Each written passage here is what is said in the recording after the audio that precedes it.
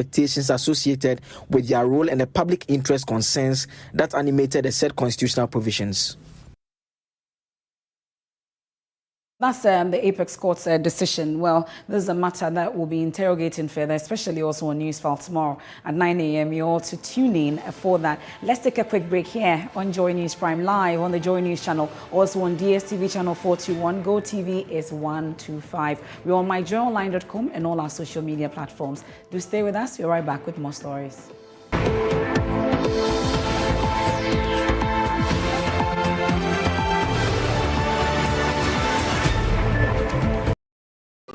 Charlie, welcome back. The malaria really knocked you down, eh? Charlie, no joke. Fever, headache, vomiting, loss of appetite. I couldn't even eat my usual fufu.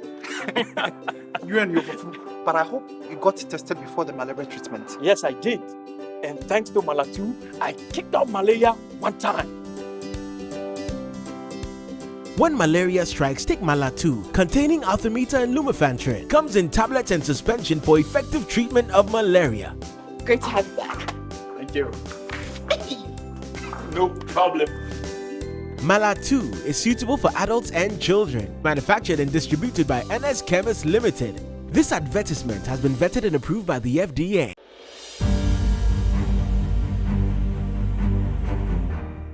My name is Tina. I am a person living with HIV.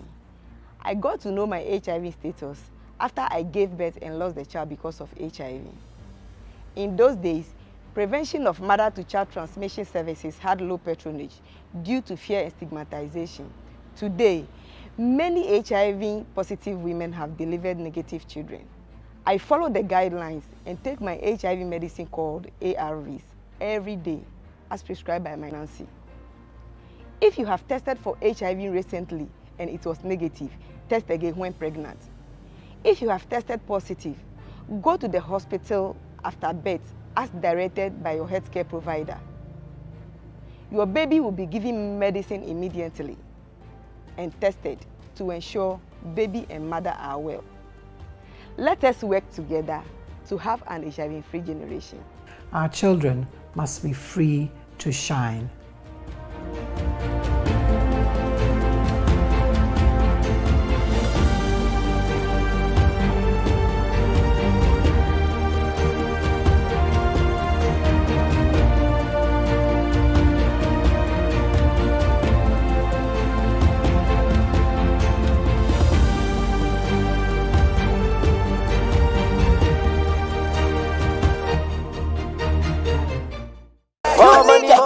Salary account, bro. See, with the EcoBank salary account, you will enjoy free life insurance, free debit card, save while you spend, and an amazing chance to double your salary, and even more consolation rewards in the EcoBank double salary promo reloaded. Guy, this EcoBank salary account sounds interesting. You see the white sign it here. Open an EcoBank salary account today for a lifetime of benefits. You also stand a chance to win more than double your salary in the EcoBank Double Salary Promo Reloaded from now till July 31st. Terms and conditions apply. This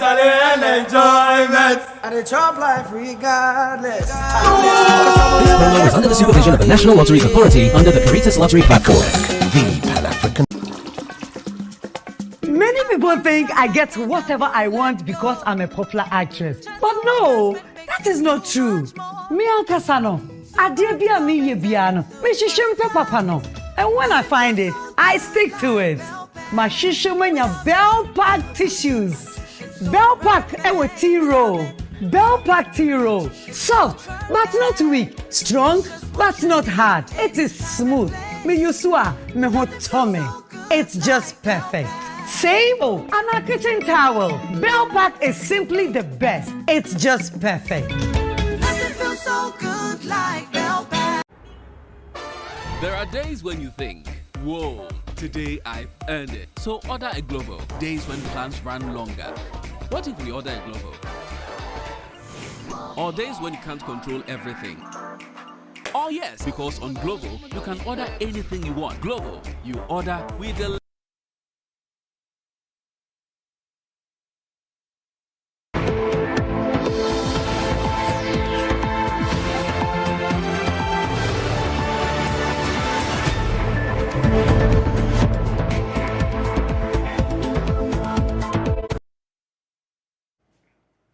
We turn our attention to education now. Thank you so much for joining us once again here on the Joy News Prime Live on Joy News. This is your home of independent, fearless and credible journalism. Let's do education. And the Assurance Committee in Parliament has served notice it will hold the Education Minister, Dr. Yawo Seyeduchum, before the House over the lack of textbooks in some basic schools 3 years after government implemented a new curriculum. Last year, the Education Minister told Parliament's Government Assurances Committee that the situation had been fixed and textbooks had been distributed to schools nationwide. But after touring some schools to verify the claims, member of the committee, Andrew Dari Chiwete, says some schools are still without the much-needed textbooks for instruction.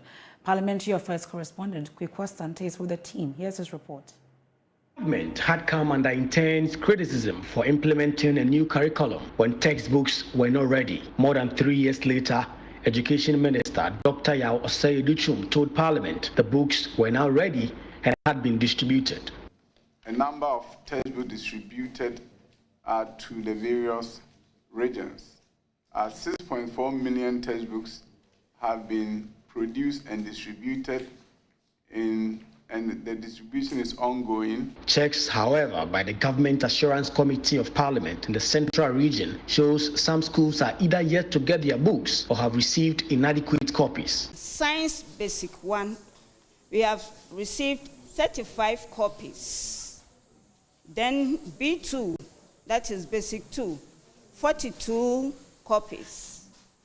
Basic 3, 36 copies. Basic 4, 45 copies. Basic 5, 40 copies. And Basic 6, 40 copies.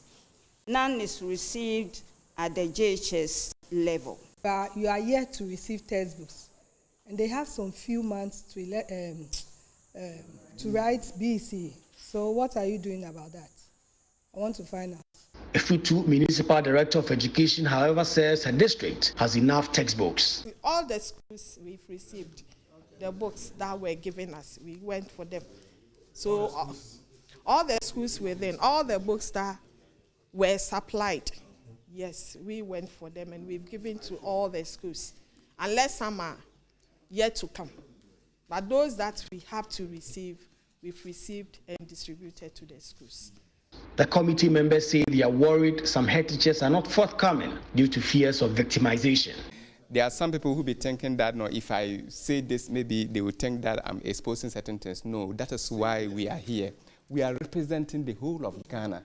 And so our interest is to ensure that the minister's promise of delivering books to our kids, the books are delivered to enable the teachers teach our children. Because they are the reason why we are here.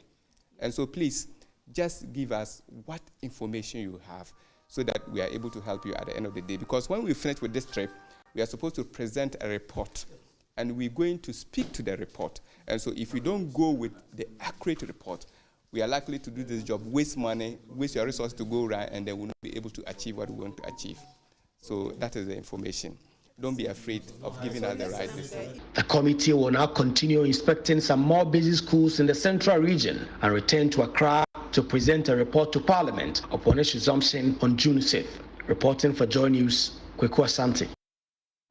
Thankfully, a member of the committee, Andrew Dari Chiwete, joins us on phone after the tour today. Thank you so much for your company this evening here on Joy News Prime. So let's get a better understanding of so far what you've been able to witness. I've been counting the books, 42, 36, 45, 40 of them. I'm wondering the number of pupils in the school and whether these books are actually adequate. First, paint a picture of what you actually found to us. And good evening to your viewers. I am most grateful for this opportunity. Well, like your reporter did tell you before, the tour was for us to ascertain whether what the minister told the committee was what was actually on the ground. Mm-hmm. And so, well, surprisingly, the schools we visited were schools that were chosen by the ministry. And so some of us rather were not happy. We were thinking that because they were chosen by the minister, they were schools that were adequately resourced. But to our surprise, most of the classes did not have the required textbooks. With the introduction of the new curriculum, the minister appeared before the committee and made the committee aware that all textbooks meant for the basic schools were delivered to the schools. He made us understand that each people was supposed to have a textbook. And when we went to the grounds, that was not the issue.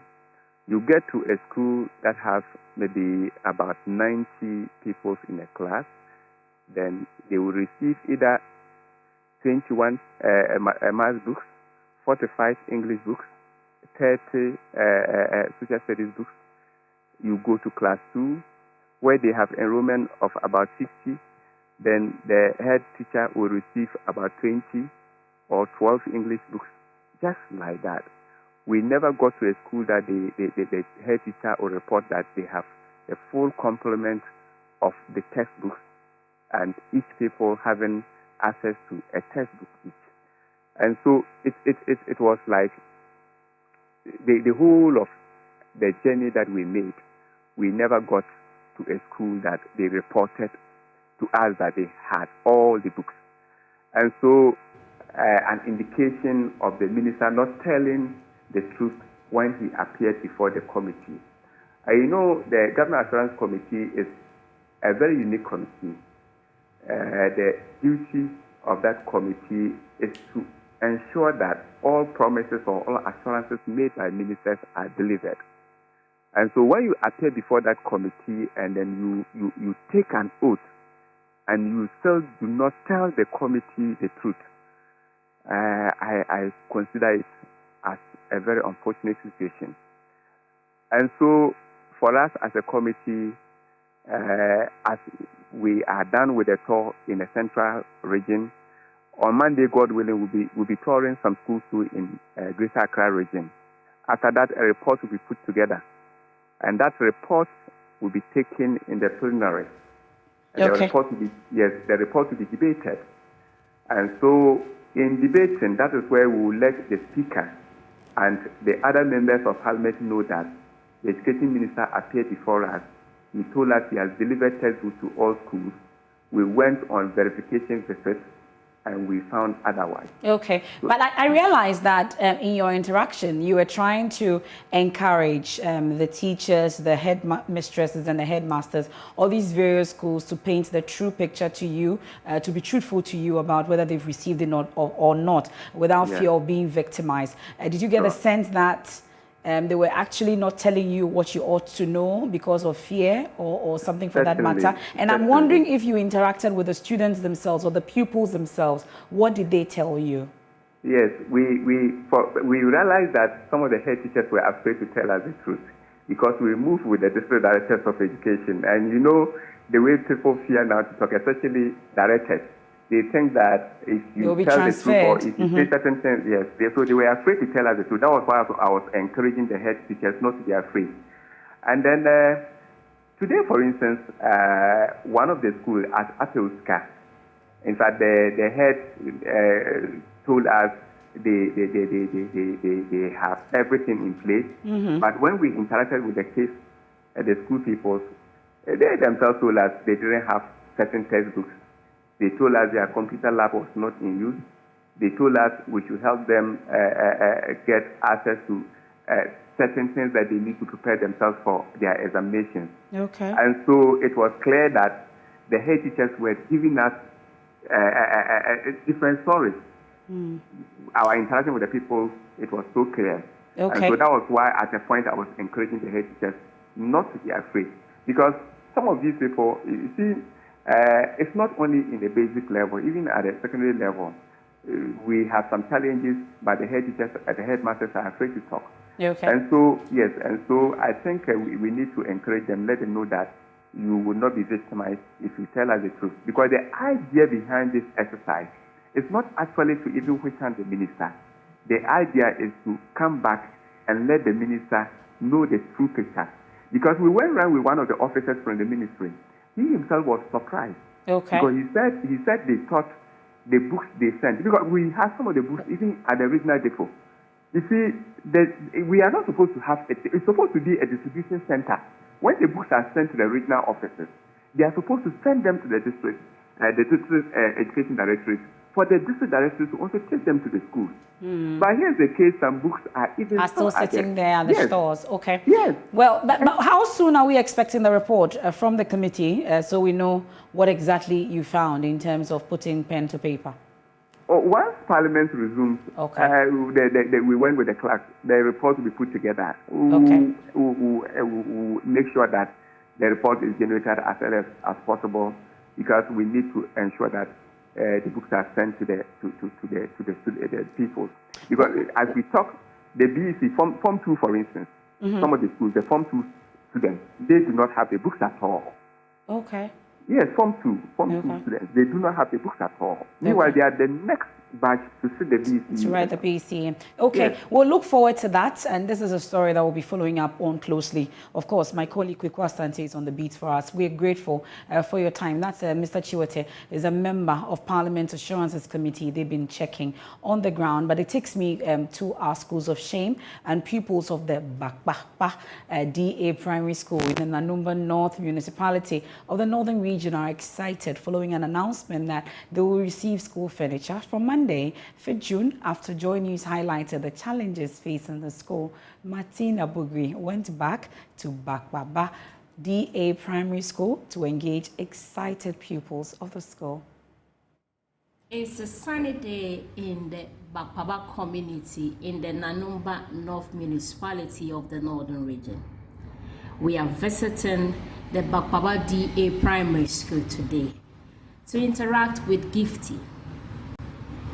Gifty's teacher, Madam Andarat Mohammed, is having her last lesson. The class is concentrating while she teaches. Outside Gifty's classroom is the municipal chief executive for Nanumba North District. He had come to meet with school authorities. This is Gifty's mood today, when she was informed she will soon have a table and a chair to sit and study. She could not control her joy. Change has come. They are moving from sitting on the bare floor to sitting on a table and chair. She tells JoyNews it's a new dawn, motivated to study. I am excited the MC has come to inform us to be giving us new chairs. When I was speaking, I got emotional because of the way we sit on the ground, and sometimes we go home when the rains come. Now we have furniture. I will study hard.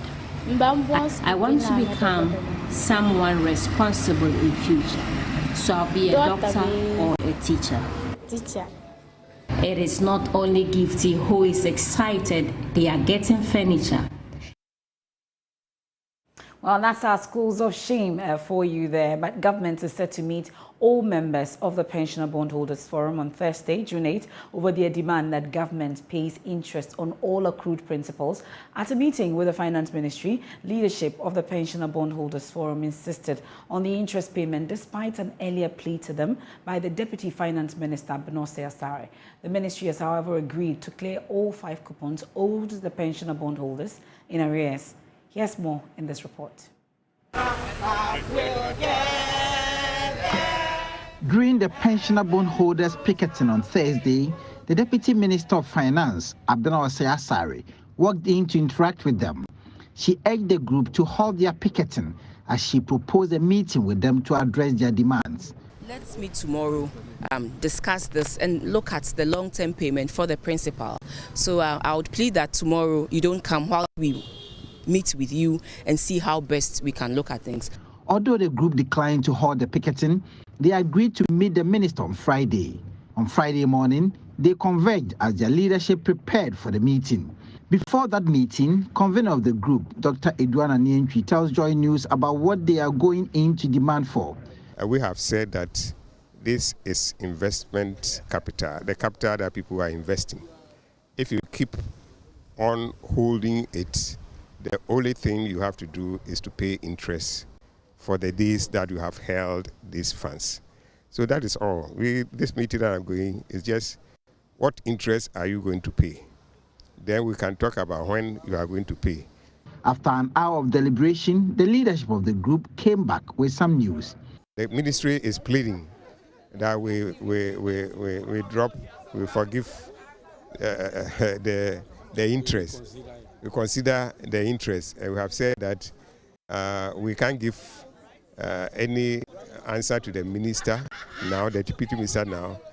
So we have agreed that Thursday, the bigger group will meet and hear the ministry, and if they are able to convince the wider group that we should accept the zero interest for the delayed payment, then we take it from there.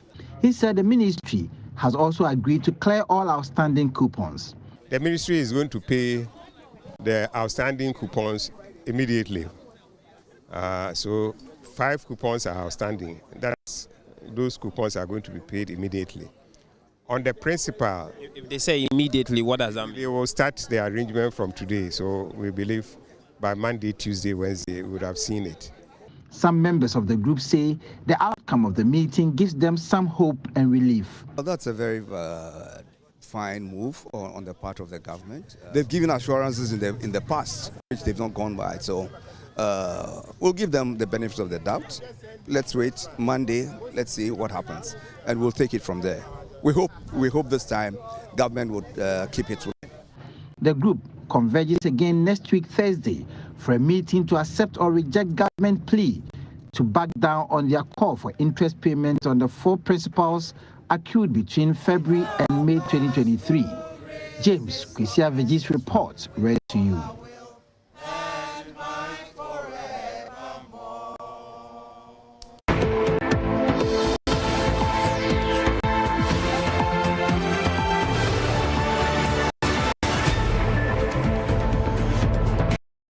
We pass the tape and declaring plastic and what?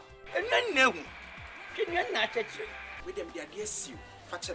As I can introduce DBS lifestyle guest trusts amount. They say, baby, I say, Yama minimum the that day. And you know, you would dance. And no crow, no sending near Benina and your papa. So DBS lifestyle guest trusts, yet the computer not generated. Into and Nadine goes for a straight. And if it's a Nadinti, and want to mean the enemy. A good answer, a fable. Finito. More musicians saw that. More music factories, and as a dark is Biano, may recommend DBS Trust Samamo. DBS Trust. Finito. Mommy, I'll buy a big TV. Thank you. Mommy, I'm going to cook for you always. Oh, thank you. Mommy, I'll buy you a big car.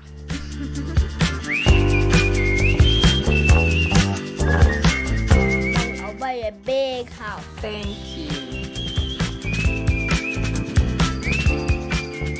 We are really celebrating mothers at Lakeside Estate. This Mother's Day, we are offering you the opportunity to experience the tropical bliss of the Seychelles Islands with every home you purchase with Lakeside Estate. You can choose from our 2, 3 or 4 bedroom homes and secure an expense-paid trip to the Seychelles Island for you and your family, especially your sweet mother. It's time to give mothers a treat. Do yours in style. Call us on any of these numbers and let's give you the home ownership experience of a lifetime. Offer lasts till 31st July 2023. Terms and conditions apply.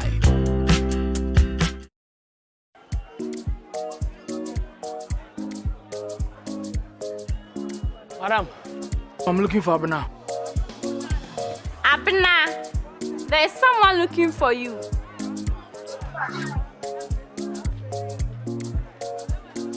Madam, please, where's Abena? Abena, yes, ma'am. Is this who you are looking for? Madam, please get me Abena. Please. Della. Abena, bra. Oh, Abena. If it's not Abena, right, I can't eat any of that. na rice, and Niji Nkwa. FDA, Ajayadi Nkratso Yatsum.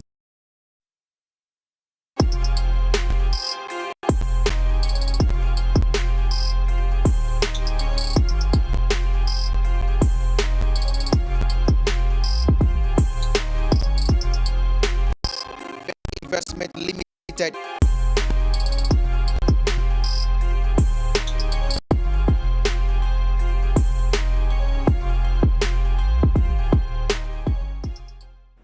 Welcome back, and it's time for Showbiz. I can tell you authoritatively that this is my favorite part of the entire program because I get to interact with Becky, your Becky, my Becky, our Becky, everyone's Becky, your... I have a homework for you. The fact that you're not even wearing a jersey, you know that... I didn't know you're wearing your jersey. I should have worn mine. Well, it's Hit FM Rep Your Jersey, but we'll talk about that. And I have a long list of activities for you this evening. But let's talk about Ghanaian actor JT because he will be celebrating his 50th birthday in grand style this year, according to a statement released on June 1, 2023. The celebration will include a memoir, a health foundation, and a movie premiere that will show his unparalleled versatility and creative prowess.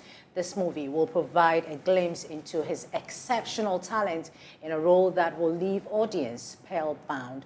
His magnetic presence and unparalleled acting skills will certainly be a highlight, cementing his status as one of the industry's most versatile performers. The memoir will spotlight the creative arts star and lecturer's journey to stardom, his impact, lessons, struggles, and the sacrifices which have molded him into the extraordinary man he is. It will also reveal the relatable individual behind the varied, captivating screen characters he played over the years, including the legendary Pusha from the iconic TV series Things We Do for Love. It promises to be a memoir worth reading. I'm sure that MFA, you will love to read something from this particular book that will be very interesting to read. But also, let's move away from Ajeti and let's talk about the chairman of the interim directors of the Ghana Music Rights. We're talking about GAMO. Rex Omar says that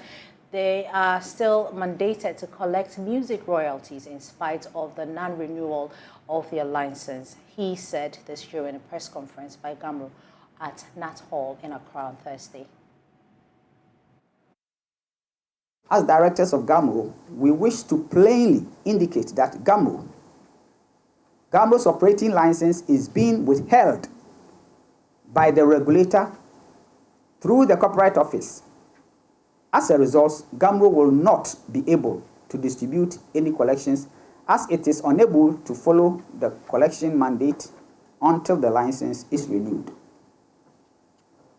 Here I want to draw your attention that over a period of 1 year that our license have been withheld by the regulator, these same disgruntled members led by Akosua Japan has been jumping from radio station to radio station, media house to media house, TV station to TV stations, asking people, users, not to pay GAMO, to the extent that some of our staff will go out and they'll be beaten. The regulator is aware of this and nothing has been done.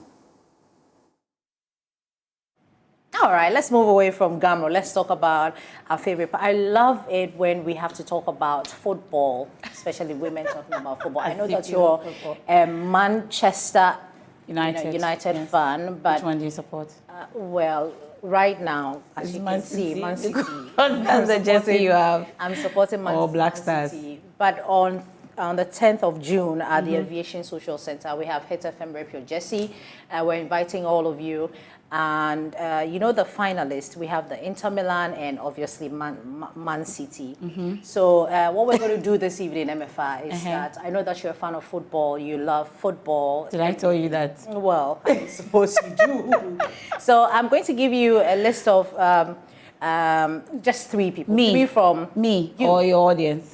You. Okay. So the audience can join in via social media. You can tell MFA.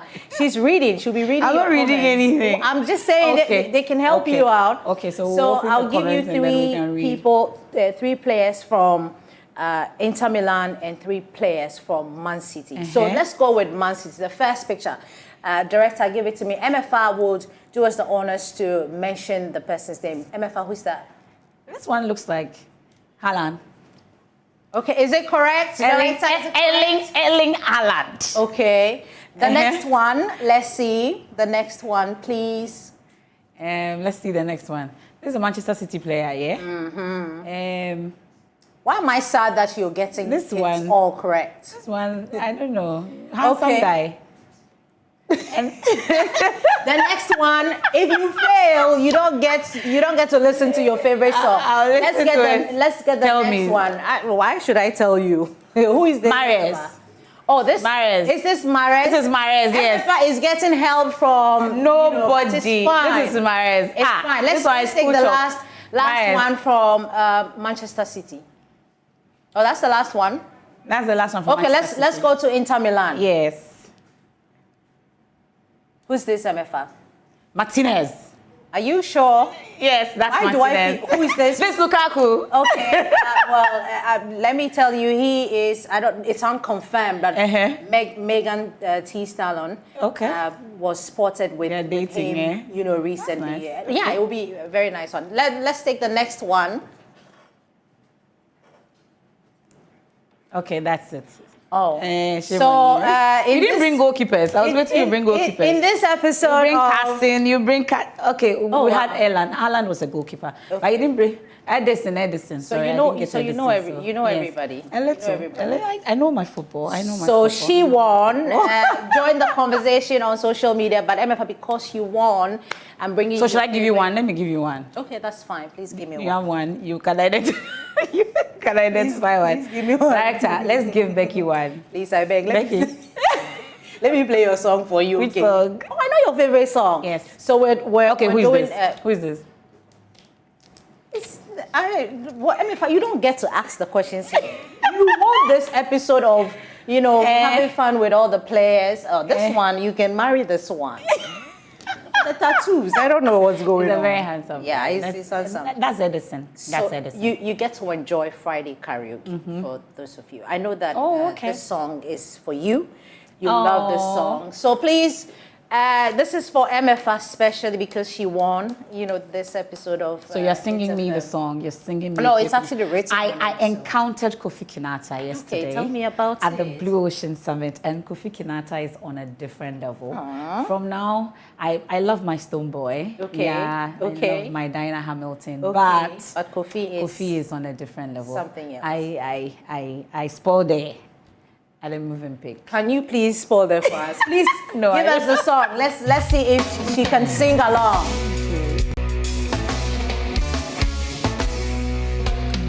If you come my love. Okay. Okay, this is from MFA. Hey, yeah. This one, you don't even have to. Just Hey. Okay, let's see. Okay. Touchez-moi. Mi besia.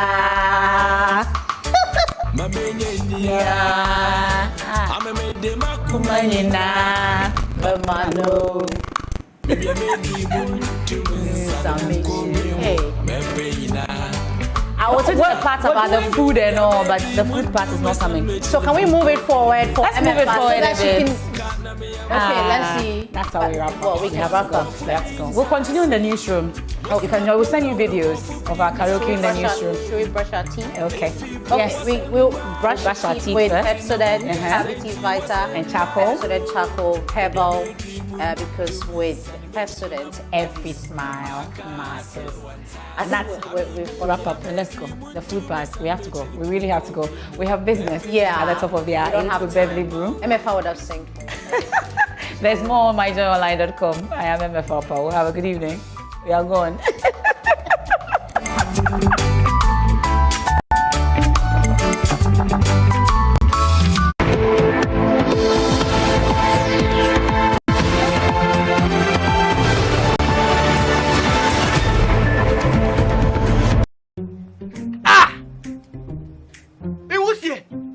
Obi a mi masori anopa, see no man. What did you see? I say me no man. Hey, sister close. Sister close. Sister close. Me who dada? Who do Jimmy anyasa? And them rim. When pan or the JBD and ye Johnny and Opa. If you are any anajo. Oba or the JBD ye Johnny. And Febi da. Make you want me theatre. Just no man missing in Yano. Yes, I'm Mr. Subesi anyasa. Ah, sister close. Use gas. Gas ye fast and ye easy and ye convenient. Wow. If you get LPG, let me see your hand. Who are got?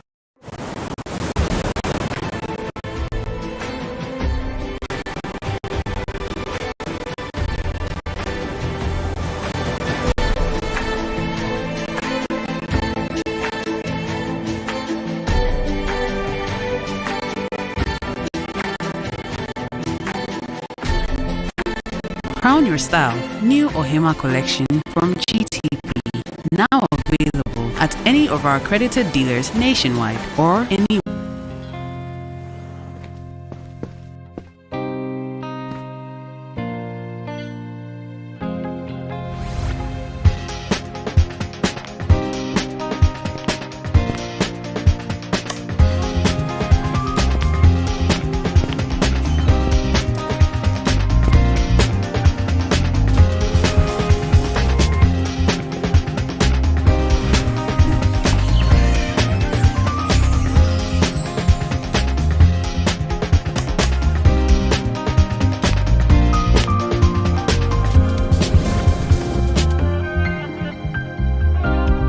The magic is in the design.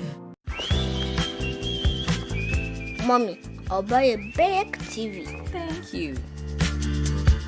Mommy, I'm going to cook for you always. Oh, thank you. Mommy, I'll buy a big car.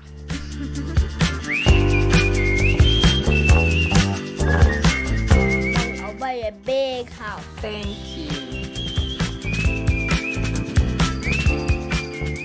We are really celebrating mothers at Lakeside Estate. This Mother's Day, we are offering you the opportunity to experience the tropical bliss of the Seychelles Islands with every home you purchase with Lakeside Estate. You can choose from our 2, 3 or 4 bedroom homes and secure an expense-paid trip to the Seychelles Island for you and your family, especially your sweet mother. It's time to give mothers a treat. Do yours in style. Call us on any of these numbers and let's give you the home ownership experience of a lifetime. Offer lasts till 31st July 2023. Terms and conditions apply.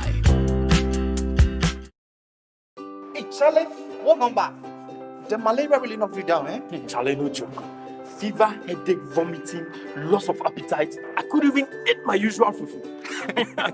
You and your fufu. But I hope you got tested before the malaria treatment. Yes, I did.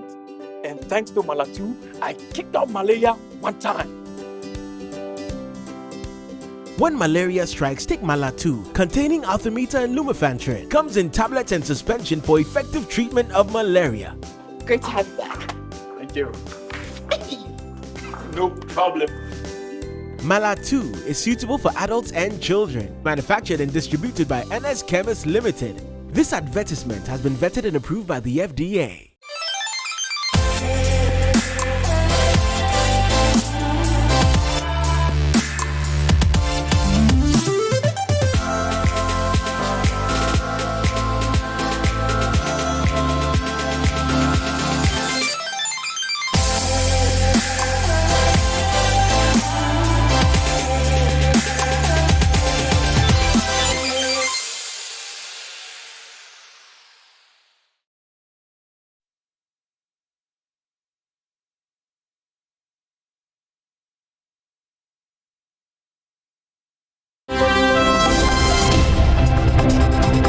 The business segment is brought to you by EcoBank, the Pan-African Bank. For your QR code. It's time you switch to Bell Pack today.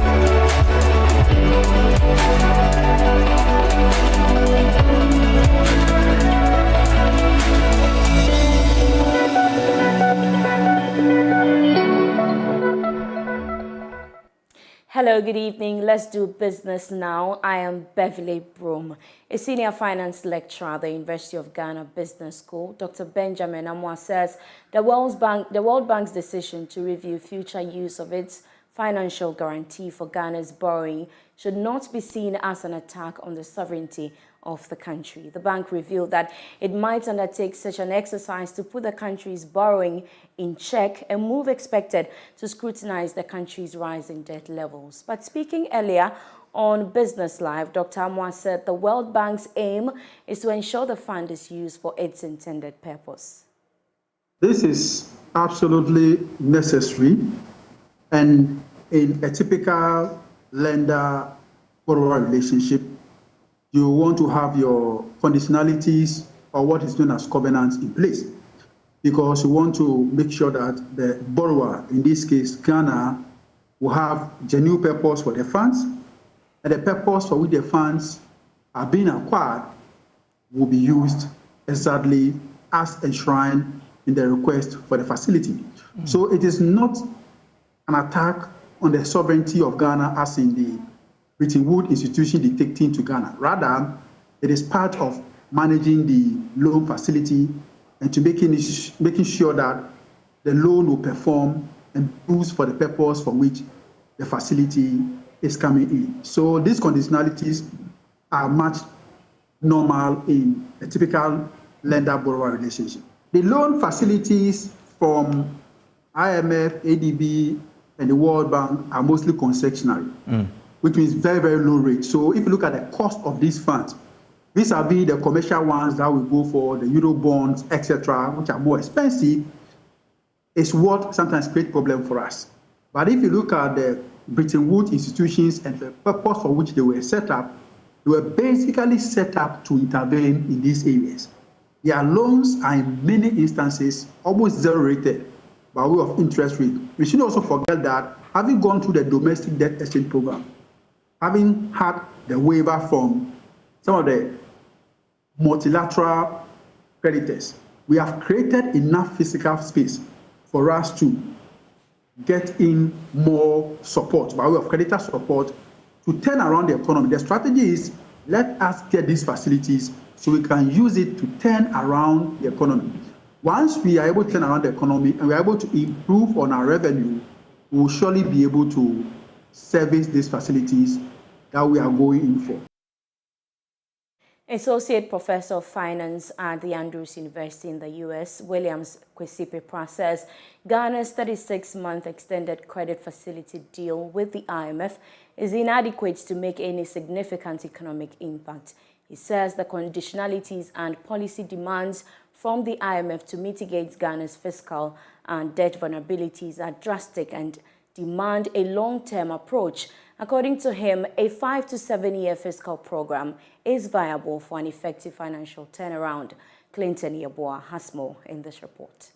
Williams Kwesi of the Andrews University School of Business Administration, USA, was speaking at a public lecture on the IMF bailout at the Christian Service University College in Kumasi. The public lecture was themed, Ghana, the fallen angels shall rise, lessons from the IMF bailout. The lecture was staged to extricate the blame that academia is quiet and not contributing its quota to national discourse. Professor Williams Kwesi asserts the IMF deal would ensure stability and financial discipline of the government's financial behavior. I'm recommending that every government should have some form of plug-in to IMF in the form of IMF monitoring our operations. When IMF is around like a policeman, we tend to do the right thing, especially with our own document we have submitted to IMF. We are trying to be more disciplined. So in that case, it is prudent, and history has shown us that anytime we have IMF in our governance system, our inflation rate reduces, and that is what we are entreating. If inflation drops, your economy becomes stable, businesses will be able to go on well, employment will increase. The implementation program will have to be in a long-term form. The 3 years is too short a time to see all the programs or all the things we want to implement. It's too short and it's too drastic. So if we have done the 5 to 7 year program, then you have enough time to implement the programs gradually. From the document given by government, by the time the program ends in 2026, our debt to GDP ratio is expected to be around 76%. We will still not be financially sustained, or we have to still go in for another program. The IMF extended credit facility of $3 billion was approved by the Executive Board on May 17th this year. The program will support Ghana in creating conditions for inclusive and sustainable growth. Sections of Ghanaians have raised concerns about harsh conditionalities for Ghana's deal with the IMF. Professor in Finance at the KNUST School of Business, Professor Joseph Magnus Frimpong, says Ghana's wasteful behavior is responsible for the seeming harsh conditions. He adds to the call for the government to review free SHS policy. If they are harsh, you would think they are harsh because you are going for a loan at your personal level. If you know a friend of yours who is wasteful, okay, and he's coming to you for a loan, what will you do? You may not give it to him, but even if you give it to him, you make sure he doesn't use it to smoke. Wasteful, yeah, if you are not wasteful, we wouldn't be where we are. I don't see the solution coming easily because we have also been polarized by this NDC MPP. There's too much expenditure on this free HSS because we want equality. Equality is a myth. It doesn't exist. No matter what you do, when they vacate, they go to different homes. So you cannot enforce equality, but you can enforce equity, where everybody must be given a fair chance. Reporting for JoyNews, Clinton. The European Union, in collaboration with the German government, has committed €16 million to support the development of TVET in Ghana through the EU-Ghana Pact for Skills project. Speaking at the launch of the project, German ambassador to Ghana, Daniel Kroll, explained why his country decided to embark on this project. Here's more. The EU-Ghana Pact for Skills TVET project has been designed in close collaboration with major stakeholders in the TVET sector. The move is expected to enhance Ghana's strategy to empower the country's workforce through improved skills development and employment opportunities. Speaking at the launch of the project, German ambassador to Ghana, His Excellency Daniel Kroll, said the project would build the required skills and capacity to compete in the sub-region. Ghana, the German government and the European delegation came together to join forces. Germany is providing 10 million euros and the European Union is adding another 6 million. And with this, important steps can be done in the process of improving TVET vocational training in Ghana, and that is very, very crucial for the future of the ambitious young generation, increasing the employability, and I add that also to increasing competitiveness of Ghanaian industry in the growing regional competition that will even become more important with regard to African Continental Free Trade Area.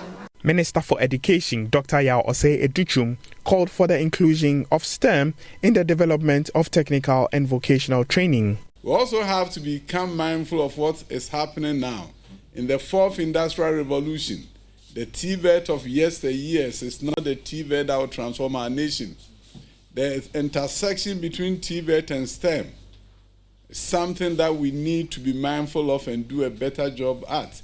Industry 4.0, training the youth to compete in the new industries emerging. That means that we have to also strengthen their knowledge in STEM, right from the junior high school, primary school, junior high school through high school, so that TVET become more meaningful to them. We want TVET of innovation. The ambassador of the European Union to Ghana, His Excellency Ikad Razali, said his outfit will offer the needed technical and financial support to build Ghana's TVET system. We will together design and implement a solid and sustainable TVET financing mechanism. We will strengthen the capacity of the TVET providers to offer inclusive access and quality training to respond to labor market needs, and especially to embark into the transition on digital and green. We'd like as well to enhance the private sector integration into TVET system. The project, which is powered by the German Development Corporation, is in collaboration with the Ministry of Education, the Ghana Commission for TVET and Ghana TVET Service, with funding support from the European Union and the German Federal Ministry for Economic Cooperation and Development. Now, tension has heightened at Ahunjo in the Ashanti region as traders vow to prevent a private developer from allegedly taking over a market space. The traders claim they have been served notice to evacuate the market for the private developer who lay claim to the space. After 40 years of occupying the space, the traders are unwilling to leave the area. Nanaya Ojima has more in the following report. The traders, clad in red bands, chanted war songs to communicate readiness to fight any individual who attempts to forcefully evict them. They claim to have been allocated the land in 1948 after petitioning the Town and Country Planning Department for a plot of land to trade. According to the traders, the city authorities reached an agreement with the then owner of the land to cede part to the community market. Former assembly member for the area, Abraham Bwedi, explained. They also recommended that the late Mr. Ohinajikum 2 guys lease be withdrawn. In pursuant to that above recommendation, a team comprising Kandel Opuni Mensah, the then KMA Chief Executive, Mr. Daniel Ohinajikum, the then Regional Minister, Ahunjo community leaders, and the late Mr. Ohinajikum 2 guys came to a gentleman agreement on the said land, Plot 37, Block I. It was divided into two, A and B, and the late Mr. Ohinajikum took the bigger portion, leaving the other to Ahunjo community. Litigation over the ownership of the land has since continued. The new private developer laying claim to the property is preparing the grounds for construction, but the community is bent on halting the development. We wish to record here that even though the people of Ahunjo community are not violent, but we will not sit down, so we will not sit down for such things to happen to us. So we are, by this above emerged facts, wish to appeal to Otumfo Seitutu II Asantehene to come to our assistance. At the time of Love News visit, some persons believed to be private security men had pitched camp on the land. Traditional leadership of the community has denied selling the land to the developer, though they say he had approached them to express interest. Kwadwo Ananebuadu speaks for the family. Yes, a whole market. Yepe market no any community center. The family says the place is a market and we want it to remain so. We want a community center built there as well. Even if the private developer is able to get the right authorities for the land to be released, we want him to build a market and a community center to compensate the community on part of the land. Na omo di asase no amane di ha yeni ni hu manso sem bia ka ene sei ochena sei na mom edwa na ye pene de any community center no onsi mai.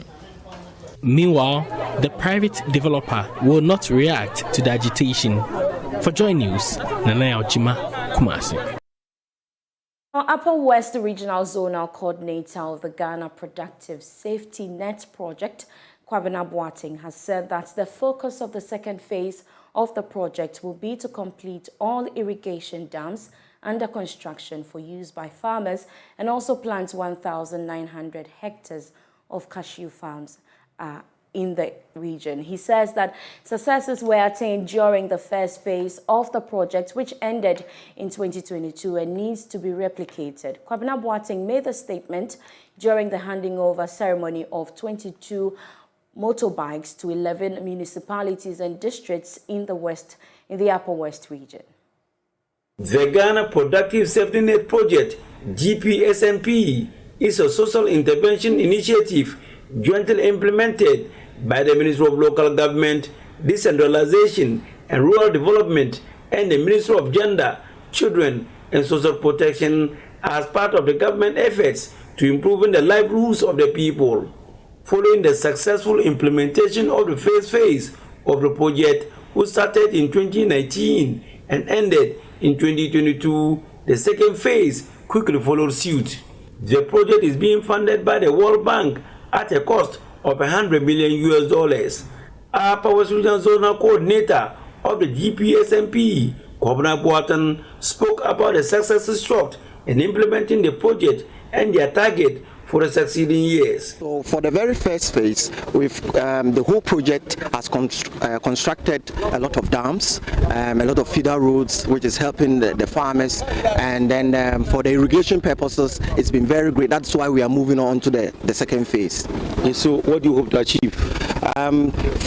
Before the end of December 2025, we want to make sure that all the dams are okay, they are in good shape for the farmers to irrigate their farms. We want to also make sure that about 1,900 hectares of cashew farms are also actually planted.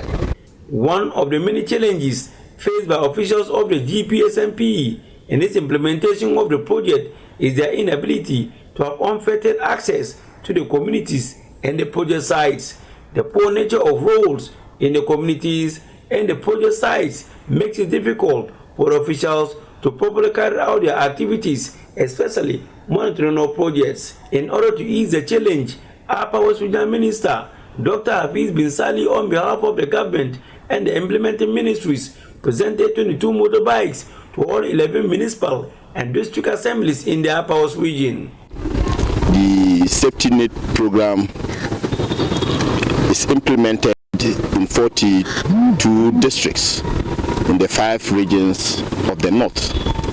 Fortunately for us in the Upper West region, all our districts are beneficiaries, and we know that to be able to carry out the activities embodied in the program, there is need for the field workers to be mobile so as to be able to carry out their monitoring and implementation activities. Dr. Bin Sali urged the beneficiary assemblies to use the motorbikes judiciously. It should be used for the purposes for which they are given. They should not be used for any other activity. As leaders of the assembly, please ensure that they are maintained. For us in the country, one of our minuses is our inability to maintain assets. So I will entreat you to ensure that once you take delivery of these valuable assets, you maintain them so as to prolong their lifespan. Reporting for JoyNews, Rafik Salam. Wow. Let's do some more stories now. And the U.S. Ambassador to Ghana, Virginia Palmer, has commended technology firm Zipline for completing 370,000 deliveries of medical supplies that benefited over 25 million Ghanaians in just 4 years of its existence. Zipline, which now operates 6 distribution centers across the country, first launched its operations as a medical drone service delivery firm in 2019. Here's more. With 27 drones and an average of 95 deliveries in a day, Zipline, which started its operations in 2019, now supplies 2,700 health facilities in hard-to-reach communities with over 5 million units of life-saving medical supplies such as vaccines and blood. Marking its 4th year anniversary on Thursday, June 1, the manager of health systems at Zipline, Kwesi Entry, touched on strict operational processes from observance of personal hygiene at the facility through shelving of drugs and vaccines, processing of orders to how the drones are finally launched for delivery. General Manager of Zipline Ghana, Mauli Atiemo, noted the company would continue to expand its services through strategic partnerships. Since our launch in April 2019, the partnership has made significant strides in revolutionizing the healthcare sector in Ghana. Our cutting-edge drone technology has enabled us to deliver essential medical supplies, including COVID-19 immunizations, blood products, animal health commodities, and other health-saving drugs to 2,700 health facilities throughout the country. To date, Zipline has completed an impressive 370,000 deliveries of medical products, blood supplies, vaccines, and animal health commodities.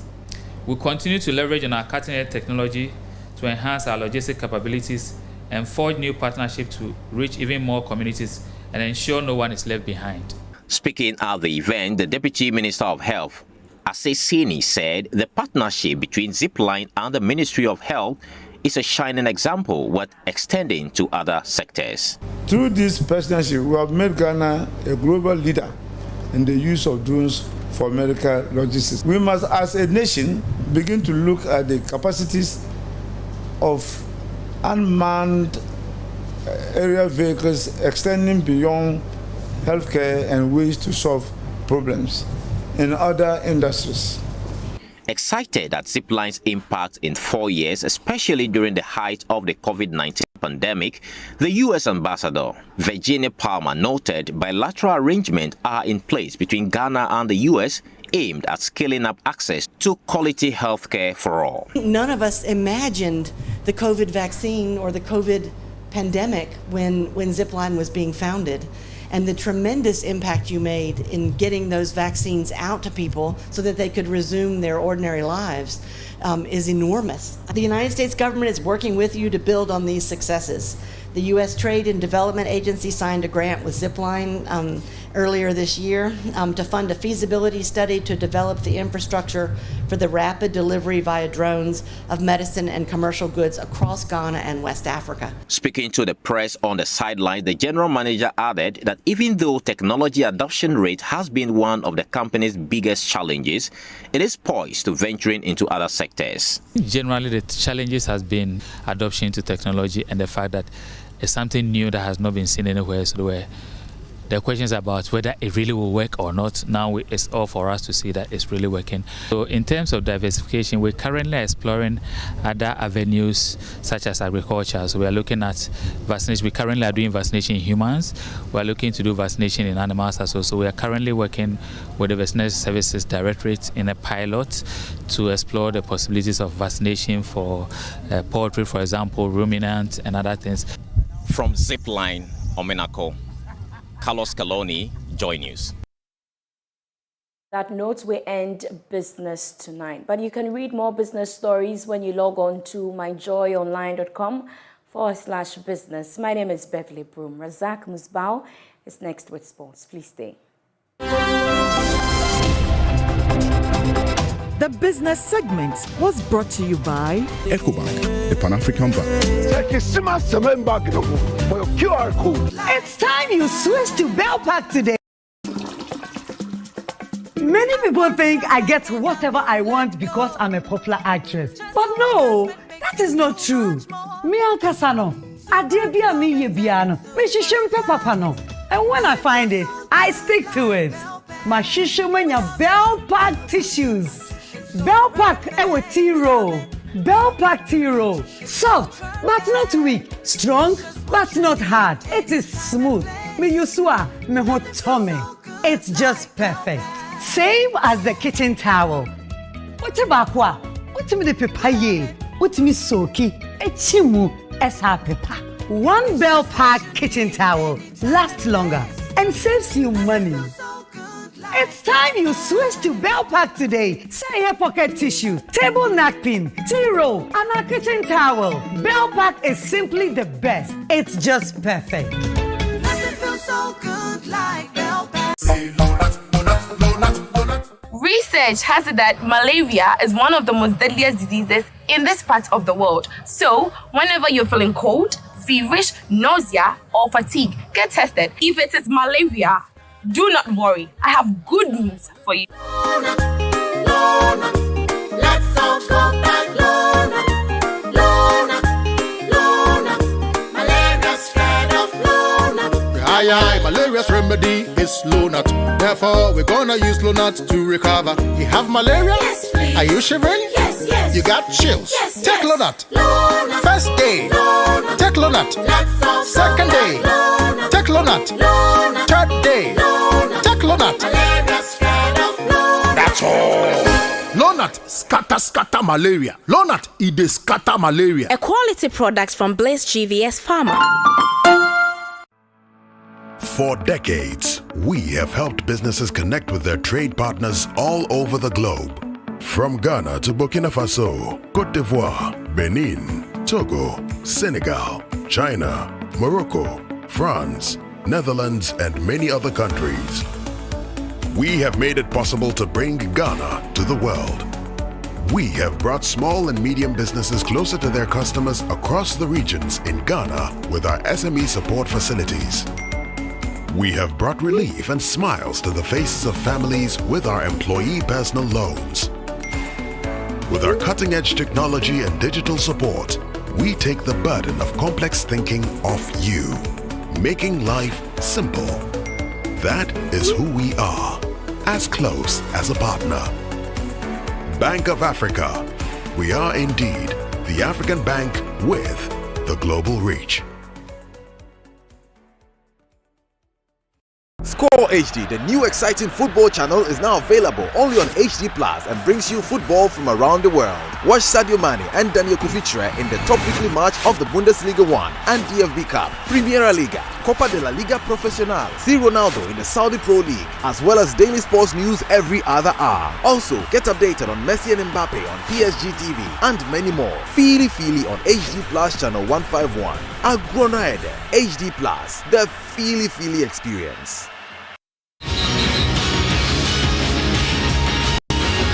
Sports segment is brought to you by Commended DBS Industries to you. Let's go to DBS Industry.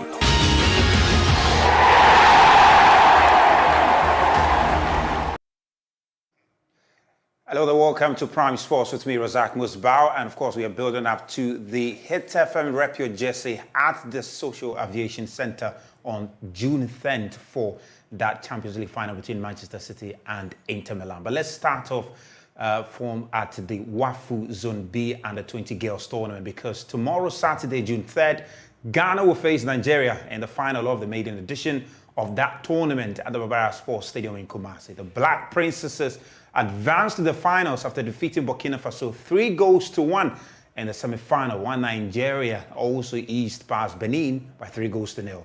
Now, ahead of the final, head coach of the side, Yusuf Bazigi, has been speaking, and he says the team is well motivated for the game, and he's optimistic they will make their country proud.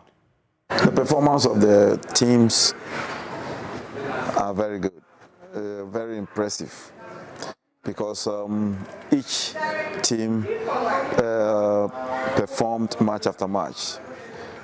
Let's take Niger, the number of goals they were conceding, and as at the time they played their last game, they conceded very few goals, or maybe a little, I think 3 or 4 goals. Clear indication that they did well. And then you look at the Burkinabés, the Beninois, and all that. You see, women football is actually growing in Africa. And for that matter, I will say that Zone B are doing very well. And then coming to my team, the girls are amazing, because this is an entirely new team, players who have not tested international competitions before, but yet they are putting up splendid performance to match that level that we are all craving for. So I would say that the girls are wonderful, and it gives signs of hope that the future is very bright for them. Looking at the games, I would say that Côte d'Ivoire actually would have been the toughest game, but I think we immediately got their rhythm, so we were able to punish them. But I would say that the Burkinabés gave us a tough match. For the Burkinabé, because scoring within 5 minutes and we coming back to equalize to beat them before going on recess, and hoping that we could even increase the tally in the second half, but we only had 1 goal. They had a penalty, our goalkeeper saved it. So you realize that they really made the fans and everybody sat on tongues. And I would say that they did very well. At times, football logic doesn't work.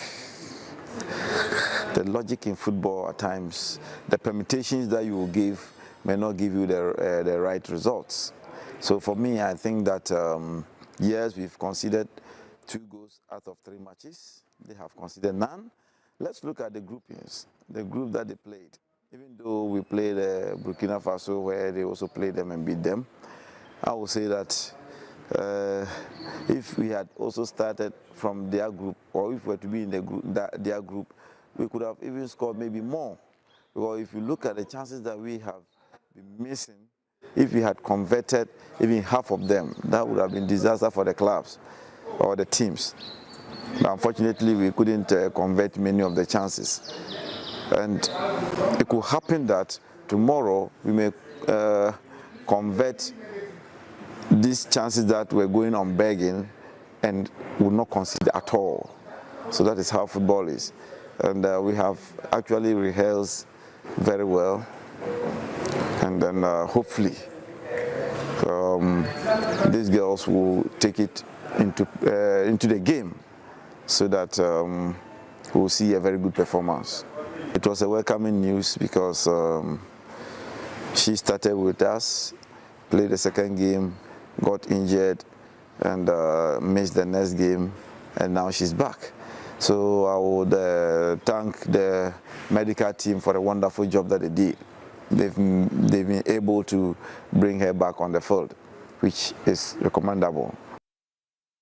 Now to some boxing, where Ghana's amateur boxing team, the Black Bombers, face a major challenge as they prepare for the various competitions leading to eventual Olympic qualification. The team has only about 8 days to participate in the African Boxing Championship in Cameroon, but yet to have properly monitored residential camping. Boxing won Ghana's only medal at the last Olympic event in Tokyo after Samuel Techi's exploit.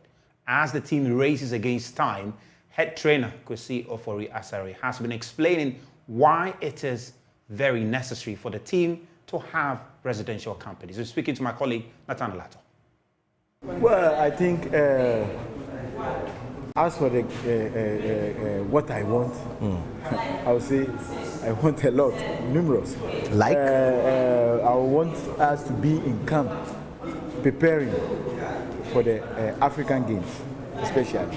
And I know the Ghana Olympic Committee are also planning for the camping for the Olympics Games as well, but it's not yet here. Maybe we need to qualify before we can get access to that program. For now, the DBF or the Boxing Federation is doing marvelously well, even though it is not a camping, a residential camping, non-residential camping, but the bosses are more committed and they respond to the training program every day.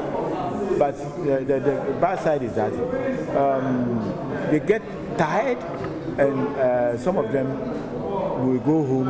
Maybe they may not get a better place to rest or something. You know, those who do boxing in Ghana, you know their background. Sometimes where you live, maybe you are sleeping with a whole lot of people. They cannot give you that kind of freedom to enjoy as it to be like when we are in camping on our own.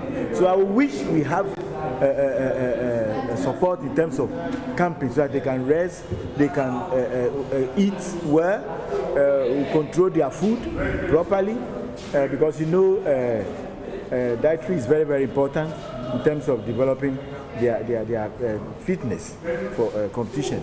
So we need to control their intake, their food. We need to at least get them some vitamins alongside. We even though we are doing something alongside, sometimes President guys they give out some money, we buy vitamins for them, but we can do more, and we are asking other bodies, other companies to come and support us, because we need to get that support in terms of sleeping, in terms of not just sleeping but resting, and then waking up as early as we want to get use of them, because there are so many things in training that you cannot do it if you don't have the boxers at your disposal. You don't have the boxers in camp with you. For instance, if I want to check their resting heart rate, I may not get them. And it's very, very important to get your athlete resting heart rate to be able to use it to prepare other training programs for him. Now, my colleague Nathan Alato, he's been following this very closely, and he was with the team at their last training at the Accra Sports Stadium, and he joins me via Zoom to further elucidate on this very, very development. Nat, thanks very much for making time on Prime Sports tonight. You were with the team just a few days ago at the Accra Sports Stadium, and they're getting ready for that championship. But the concern now is that they want to be camped, but it looks like the National Sports Authority and other relevant stakeholders are not budging as far as providing resources to that respect. I mean, what is the status of the team at the moment, and why is this residential campaign so important? Well, Musbao, I feel so sad in the sense that I'm throwing back to many years ago, back in 2007, when I had to do a similar report on the situation of the national team. At the time, they had to improvise at the National Fire Service Training School, with substandard facilities. But eventually, we got the Sports Authority and the Ghana Boxing Federation, which was then the Ghana Amateur Boxing Federation at the time, to get them into a proper camp at the, at the CK Jemfi, Sports College. In this particular situation, we're coming from an Olympic event in Tokyo where boxing rescued Ghana's image. In previous years as well, that Ghana has won these medals in boxing, it was the same story. Boxing saved the situation. And so if this sport is seen as that one that always saves the situation, then we don't need to wait to be told about their preparation. And we don't need to wait to be pushed to go and monitor what they're doing. It should be in our own interest, because when these athletes go there, when these boxers go out there, they fight in the name of the nation. And they go there to serve the nation. And it's not like they go in there for so much in terms of, monetary reward. All of this is, for the nation's image, you understand me?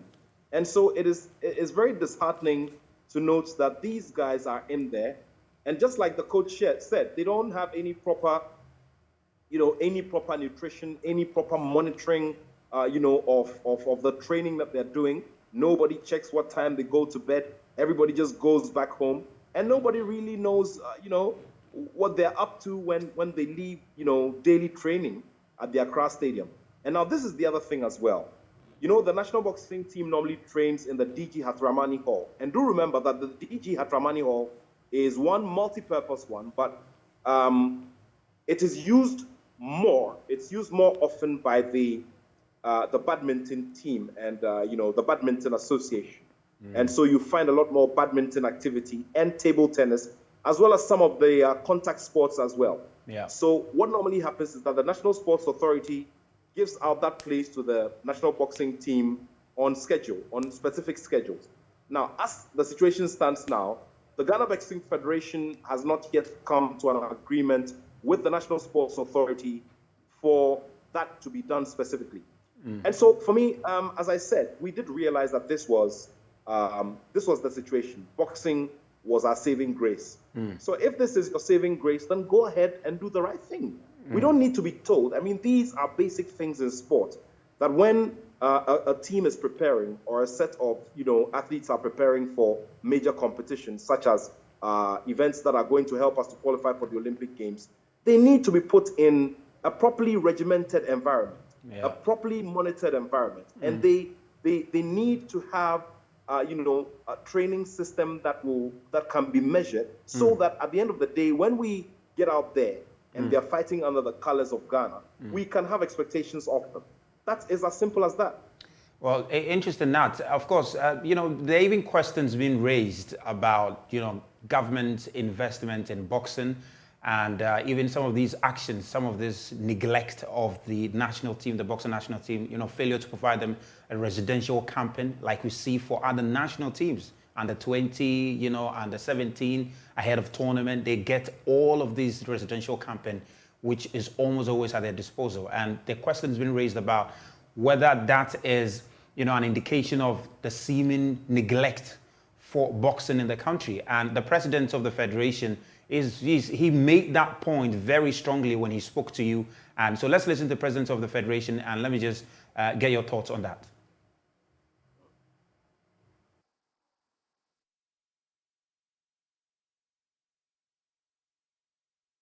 Boxing has gone through struggles where board members have to even dispose of their vehicles, their private cars, to be able to, bring together their resources to invest in the boxing. So the question we ask, is it supposed to be like that? Because when you go the days back of Azuma Nelson, where Ghanaians were having sleepless nights, and they also passed through these struggles. So can't we change it a little bit and say that, look, the way the likes of Prince Amate, the likes of Senior Ikwoti, Joshua Kwoti and the rest, the way they went through, today we are putting the stop to it so that the next generation will not suffer the way it suffers. It's a matter of bringing money. And believe you me, boxing can change the whole nation like the way you are seeing the Floyd Mayweathers and Vander Holyfield and the rest, Anthony Joshua and the rest. Look at the amount of money they are churning out. Because at the end of the day, when investment is being done or they put in money, they will go and represent Ghana and so much of hard currency will come into our economy. As far back 1998, Ikwoti was able to represent Ghana and he was able to get $4.6 million US. You think if this money is brought to Ghana, or as at that time that money was actually brought into circulation, look at the number of lives is going to change. So the boxing business is not a business that we have to put it aside. Are you getting it? The way it's happening in football, boxing can also change. Do you understand it? Boxing can also change the economy entirely. Look at the number of boxers you are seeing around. These are people who will go home and then feed their parents. They can actually represent Ghana if there is a lot of investment made to support them, to actually showcase what they have. Nat, if you're still there, that's very profound. He raised concern about the fact that Azuma Nelson went through this very situation. Ikwoti, they went through this situation, and the seeming lack of investment in boxing at their time appeared to persist even in 2023. And the potential of boxing to change even Ghana's economy is huge, but it does appear that we are not tapping into it. And it is evident even in how we are treating the national boxing team. Yes, and I'll tell you something. It is, like I said, if you put yourself in my shoes now, it's one of great discomfort in the sense that, look, when the roll call for the athletes for every nation, starts in France, I mean, you'd see the number of people who would gather by their screens having big expectations of our athletes to deliver. Yeah.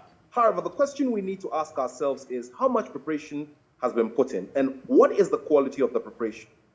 Look, when you compare us to nations like, jurisdictions like the United Kingdom, to Canada, to Mexico and others, countries in Europe and all of that, you'd realize that they understand the space they're in. Now, let me just give you a little bit of what we're missing out on. Now, you do realize that just recently, the national team took part in the World Championships in Kazakhstan. Yep. Now, the prize money was huge. The prize money was huge. I mean, you're looking at prize money in the region of $100,000, $50,000 and the like. It was huge. And so because of that, I mean, some even resorted to some very foul means to get themselves into the last four so that they could, benefit from this very big prize money. And so you're asking yourselves that if we had had good enough preparation, because the boxers we sent there were very inexperienced, and by the regime and by the kind of plan that had been put up, these are boxers who are going there to test the waters. Now, if we had a plan, a comprehensive plan of preparing these boxers and taking them around to fight in invitational tournaments, maybe fight in West Africa, fight on the African continent, go to other continents and do invitational tournaments and all of that with some of the experienced nations, and we have prepared these boxers well, we probably could have had some of these young ones pick some of these lucrative prize spots to bring back home. And that would have made a huge difference. And you see, if you go into the camp, you'd realize that there are new faces. Now, you look at these two ladies who are fighting. Now, some of these ladies are attempting boxing for the very first time. And they are using some of their colleagues who have been there to the Africa Games and to the Commonwealth Games, to the Olympics, as their role models and as their inspiration. And so you can imagine that some had gone to the World Championships, performed, and won big prize money. They would have provided greater inspiration for these other younger colleagues who have ventured into boxing. Absolutely. You see, we always are in this country, and our politicians tell us about creating jobs and creating jobs. Sport is one of the biggest alternative avenues for employment. And we still do not see it, unfortunately, in this side of the country. And sometimes it is tiring. You get to a certain point where it becomes very, very frustrating to be recycling the same stories over and over again. It just goes to tell us one thing, that we are not learning any lessons at all. And that one should give us a lot to think about, especially as we have less than 10 days to get ourselves into Cameroon for the African Championships. Now, what I've also been told by the Federation President is that the Sports Authority has promised, the ministry has promised to support. Now, in terms of their bill, they're looking at something in the region of $70,000 US. Now, you ask yourself that a whole participation in a whole tournament for a whole team made up of male and female boxers is going to cost what? $70,000 US. And you compare it once again to what we see with their colleagues in football. And you realize that it is so vast, yet this is the same sport that continues to save our face. Boxing has won us 10 boxing world champions, 10 boxing medals, and we've won 4 medals at the Olympic Games. What else are we looking for in terms of validation? And what else are we looking for in terms of conviction so we start putting our resources there? You go to Jamaica. Jamaica have realized that the sprints are their baby. So they invest a lot in sprints. They invest a lot in infrastructure. They invest a lot in competitive platforms and atmospheres so that these young athletes can develop. So by now, the next set of athletes who are going to be taking part in the sprints for Jamaica are ready because they have planned and they are ready. So what we have not done over the years is after every Olympic cycle or after every Olympic year, we go there, we go and disappoint, we go and underperform. Boxing saves the face, and then we come back here and we say, oh, okay, we'll go back to the drawing board, which is the typical, it has become part of our lexicon. When we fail to plan properly, we say we're going back to the drawing board. Well, the drawing board has been sitting there and we don't seem to be going back to it. And it seems blank because we're not drawing anything on that drawing board. That is how bad the situation is. And we need to start doing something about it now. I don't want to speak to officialdom on this matter. I do not want to go to contact anybody else because this is not rocket science, Musbah. It's not rocket science at all. We need to put our monitoring systems in place. I do know, obviously, that there is a hierarchy. I mean, there is a certain bureaucracy when it comes to administration and all of that. Therefore, requests and all of that stuff have to be made. But the question is, we all do realize that we're getting close to the Africa Games.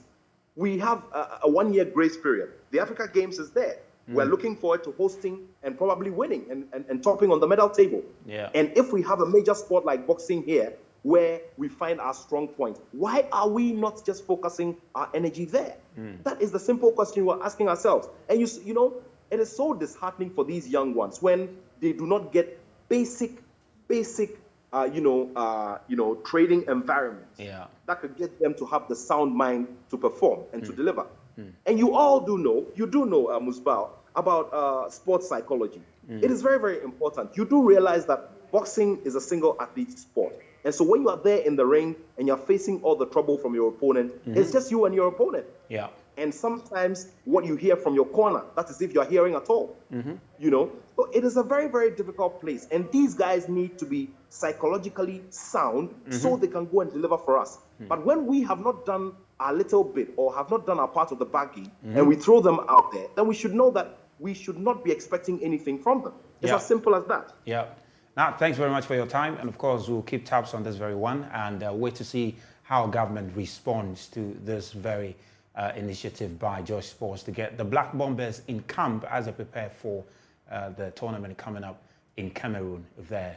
Well, let's just talk a bit about the FA Cup final coming up in England between Manchester City and Manchester United. Eric Ten Hag and Pep Guardiola says they are very optimistic of their side's chances of clinching the title. Final is special for itself, but the question is what the Manchester are doing in the last 4, 5, 6 months. It's a completely different team like we faced in the beginning of the season when we beat them here. They were a little bit much better when we played there and we lost, but we played really, I think we played good to don't be defeated, but it's football. And now I had the feeling that the team since the beginning of the season now improved. That is a reality. They have a patterns more clear, and the quality they have is United. So many years since we are here, so have been really, really well against them, but it's United. So the quality of the players always have been here with very good season. Do you need to know what happens in this game to know what the gap is to Manchester City and what you have to do in the summer to get closer? Of course, it's a test, but you can't set that conclusions based on one game. So therefore, you need more. So already we make that evaluation, and I make my conclusions. But yeah, nevertheless, it's a good test on Saturday. So, what do you say to the fans who are desperate for you to win to stop City? We want to win. We want to win a cup, and it's not about stopping them. It is about that we win a cup. We have a great opportunity. Eric, because of what is at stake this weekend, do you accept that this is the game that, since you've come here, means more to the Manchester United fans than perhaps any other? Yeah, but so that's great that we deserved that opportunity to be in the cup final and then meet Man City. It's a great opportunity, and yeah, we fought so hard for it. I think we progressed that well. For your Prime Sports with me, Razak Musma. There's more on my joyonline.com/sports. Do have a lovely evening. Sports segments was brought to you by Mender DBS Industries to you. Let's go to DBS Industries.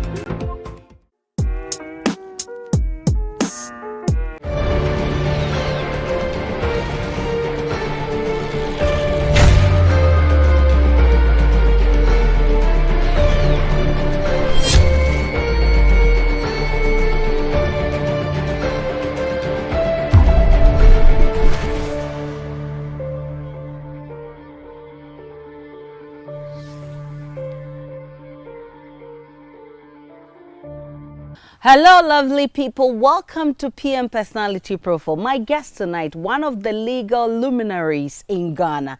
He is former director of the Ghana School of Law and founder of the Mount Crest University College, Kweku Ansah-Asare. My guest tonight. I am very delighted to see you today. How have you been? So far, so good. And what have you been up to? The usual equities, up and down. Okay. It's going to call, teaching, going to the wood, farming, visiting friends in surrounding villages. Okay. Latte. Well, I apologize that we were not able to come to Latte to do the interview as planned, but is that where you hail from? Yes. 50% from Latte. Okay. 25% from Pram Pram. And Okay. 25% from Usuwim. Explain that to me. My father, who is 95 Okay. and alive, he is from Latte. Okay. My mother, who died about 10 years ago, hailed from Pram Pram and Usuwim. The father hailed from Pram Pram and the mother from Usuwim. And since your father hails from Latte, that we are patrilineal, and that makes me a citizen of Latte. Is that where you were born? No, I was born in a village. Where? Near Abumosu.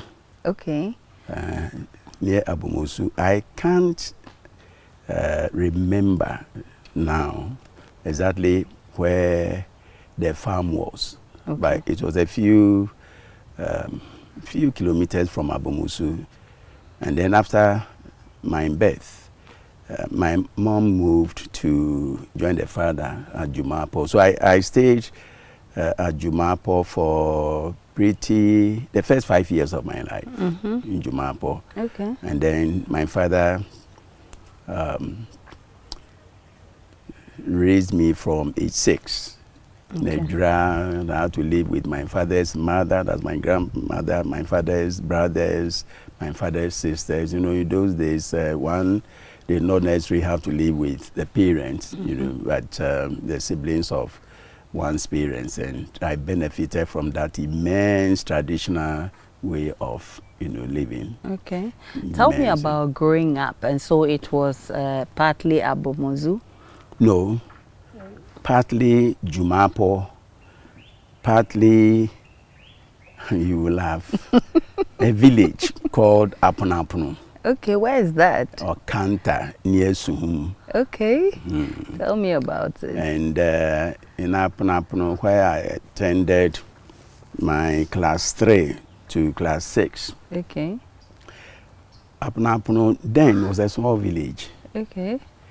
And I had to walk 10 miles, 5 apiece, to and fro. Okay. So 5 miles in, 5 miles out, you know, from Apunapuno to the nearest nearby school, okay, or the LA Presby Primary School at Okanta. And Okanta was a market village. Okay. So on market days, and traditionally you count the market days 6 days, 6 days. So every, you know, 6 day there will be a market, and then people. So that's where I had my basic education, LA Primary School. And I still remember with fond memories what we did, you know, in those days. Okay. And I must confess that if I had been born now and not at that time, I don't know how my life would have been like, because Apunapuno really shaped, and Okanta reshaped, okay, you know, the destiny of what I had to become, you know, at a later time in life. With the usual childhood pranks, you know, you go crab catching, or mushroom, you know, or you go to the farm, and then instead of going to school, you cut corners, you know, go and lie to your grandmom that, you know, one of your colleagues beat you up, and then you fake, you know, some crying here and there, and this thing. But the fondest that I remember was my performance in class. Okay. You know, I was first from class 3 through class 6. Okay. First. even though it wasn't every time that I would go to school. And I loved football and reading. And I was a member of the school team, the junior school team. And one of our football matches, our goalkeeper was called Akapu. Akapu. And if you have tasted the village life before, the primary school 11 will usually consist of 4 pupils of the school, the rest will be townsfolk. And usually maybe 2 of them will be drunks or drunkards. You know. They will be reeking of appetition, you know, or other alcohol, and they will be part and parcel of the team, or the football team. And once I came face to face with teacher Brokwa, who was our number 4 and was the class 6 teacher. You know, and he shot straight at my face, and I heard the village girl say, "Oh, bewo." I believe this must have been 1963. You know, but that propelled me on, you know, to greater heights. That, you know, I should take my sporting activity serious, which I did. You know. And it was only when I attended Legon that I stopped, you know, running or playing football, because I opted instead to play or worry and dummy or draft. My father was a school teacher, and he didn't have much in terms of wealth. And my mom was a petty trader. You know, she had much more than my dad, you know, had at the time. But I have an uncle, my mom's immediate younger brother. He's alive, he's about 90 years old now. Uncle Tete, who advised my mom to send me to secondary school until I had finished elementary Form 4. And my father, being a teacher, would have none of that. He wanted me to go to secondary school at an early age. So in 1965, I passed Achimota, but you know, my father didn't have the, you know, the money, sufficient, you know, funds to see me through secondary school education. So I had to, you know, proceed to Form 2, 1966. I passed Achimota. You know, again, the same, you know, misfortune. Then in 1967, I passed St. Augustine's. And unfortunately, on the 22nd day of September 1967, just when I had finished, you know, packing my things, ready for my senior to come and, you know, take me, you know, to Cape Coast, I noticed my father was shedding tears. So I approached him and said, Dada, what's happening? Are you hurt? And he said, my son, you can't go to school because I don't have the money, you know, to send you. So, and I said, oh, it doesn't matter. God will, you know, make a new way for me. And my father said, no, but I want you to go to St. Augustine's, become, you know, a prominent citizen in future. I want you to become a lawyer. And I said, oh, Dada, stop crying, you know, it shall be well. So my senior came, and I realized that my father found it very hard to tell him the truth. But Aisha, one thing I'll share with you is that truth does not expire. Truth does not expire. No matter, you know, what one does in life, little truths will never go away. However hard and much we try to conceal the truth, it will not expire, and therefore the truth will always come out. Definitely. So my father came out and told my senior Odano, you know, may he so rest in perfect peace. He died, I think, 2 years ago. Senior Odano said, well, never mind. There will be a way out. I'll take the lead, and then I'll let your father know what the assistant headmaster, you know, will say. And so I had to follow my father, who was then the Latin tutor at Binkum Secondary School, to school, even though my name was not in the register. So for pretty 3 years, I attended Binkum Secondary School. I didn't pay fees, I didn't do anything, because I just followed my father. I would carry his food. You know, but each time there was a class I could attend, I could sit in. So I audited classes and courses without actually having been registered as a student. Then in 1969, the then headmaster of St. Augustine's, Mr. S.K. Opon, who had been appointed a table head in Parliament, Buzier's Parliament, don't know what brought him to Latte, but he visited my father. And then in their private conversation, I could hear my father choking, with effort to tell the headmaster. So I just went and said, Master, I'm pachopi, my scholarship, and I'm me about school, And SK upon, told me, based on your performance at the common entrance, you already have government scholarship. Wow. So I had to go to St. Augustine's. Oh, wow. So through that. Just like that. And this explains why I have become a philanthropist. To help the needy. Much as I was assisted by SK upon. At St. Augustine's,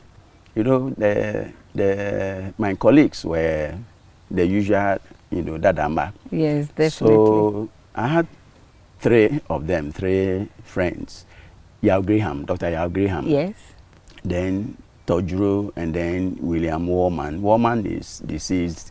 Tojuro is also deceased. But they will ask me, where, have you come from? I said, oh, Binkum Secondary School. You mean Bankum? Where is that Bankum Secondary School? And, I will feel upset. And yet Bankum, you say Binkum, oh, Bankum can follow. They will tease me and, all that. And, lo and there, as well, and, became one of the good students in Latin. Those days were teaching Greek, this thing, until we finished O-level and A-level and went to Legon to study law and then the law school. And here I am, a lawyer. Let's still stay with St. Augustine's. And I know that as for Greek, Latin, history, I mean, you were a guru in that area. But Masidi, don't go there. I had 9, and anybody and everyone primary school, university will know that Ninya 9 months.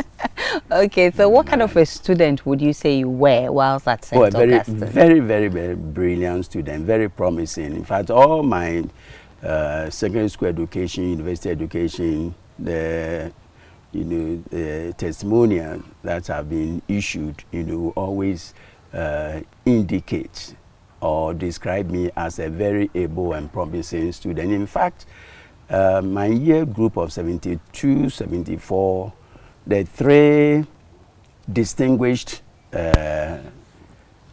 alumni of St. Augustine's, I'm one, of the 3 distinguished. Legon Hall, I'm also a distinguished member, of Legon Hall.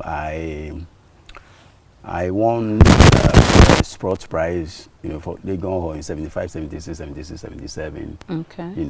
For my distinctive contribution to non-academic life, because I was the student leader. Yes. And I had a good head, and I still have a good head. My retentive memory is it's intact. Yes, I know, right? Very, very intact. So at St. Augustine's, what were some of the adventures or experiences that you explored as a student? I wasn't a spoiled child. My father was a strict father, a disciplinarian, who wouldn't brook any nonsense. So we were always indoors. You had to read. So my father bought us bedtime stories, lots and lots and lots of bedtime stories, novels, the classics, and so there was no incentive for you to go out. And so my real first girlfriend, was my wife. Oh wow! Oh wow! Real girlfriend. I see. The other ones, in my secondary school days, we used to tease ourselves that we platonic sister. It means that is for nothing, good for nothing. So I don't have the usual boyhood stories of adventurism. I had dated this, I had dated that. The one girl that I would have dated, Eku. Okay. Eku. I mean, my house here, their house, and that was also an innocent relationship. Okay. I didn't have any friends. Okay. And to date, I don't have friends. Okay, that means you never got into any trouble. No. Okay. The one trouble I had was on 5th June, 1972. Okay. Because I had approached my headmaster, Mr. Samuel Sedo, to tell him that I wish to change my name from Samuel Kweku Ansa to Kweku Ansa Sare. Okay. And he said I should, go and I should come along with the senior house master, Mr. C.A. Wilson. So innocently, I approached Mr. Wilson and said, headmaster, Mr. Sedo, said that I should come along with you. He said, to do what? I said, I don't know. As soon as we got there, headmaster said, Mr. Wilson, get 6 strong boys and give him 12. Goodness. What have you done? I had to receive 12 for daring to change my name. But in retrospect, I think that I hurt him because he is Samuel. He's alive. Okay. My father's, age me, so he must be 95. You mean if I wanted to change, and he said, why? I said, I want to Africanize my name. Okay. He is a very staunch Catholic. Okay. And me, a mere pupil, telling your headmaster, you want to indigenize your name, from somewhere. So, I must have been depicting a picture of, foolhardiness, and he gave me 12.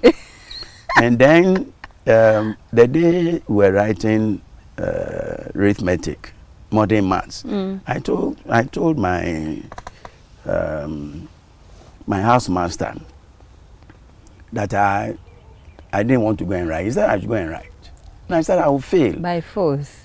I will fail, so I didn't want to. He said I should go and try. I said no, rather I'll prepare, for the next paper, which was Latin. Okay. As for that one, I knew, even if I got out of bed, I will be able to pass this, but not mathematics. That I have to receive something. But I'm sharing this with you because it has strengthened my resolve to live an upright life. Right.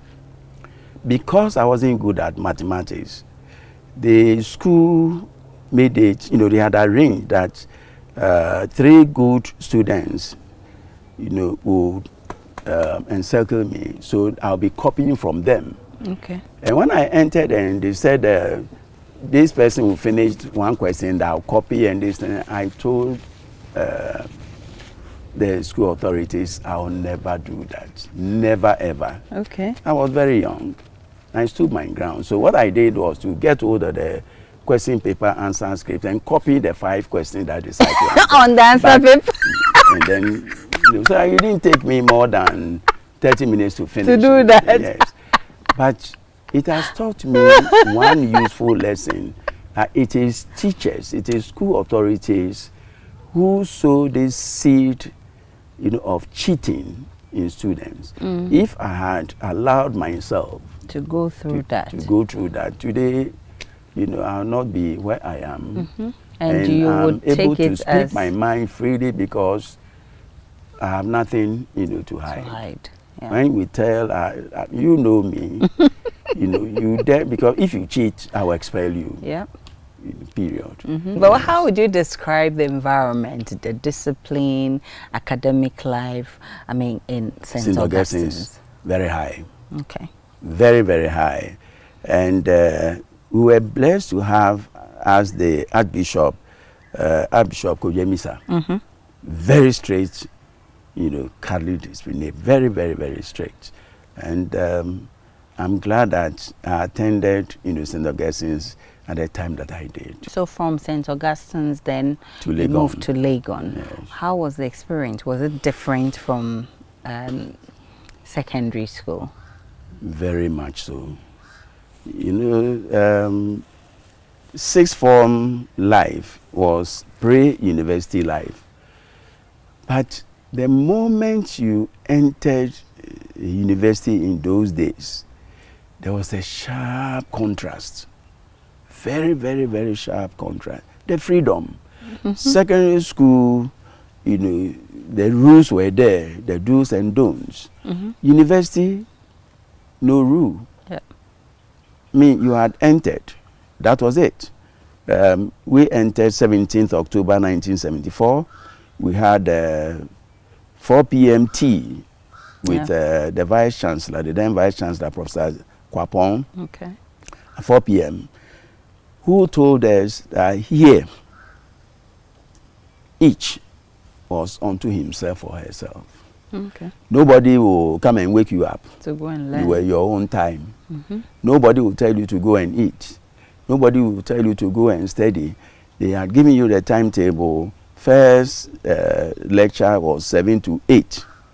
And our first lecture was Ghana Legal System. It was going to be with Chachu Chikata.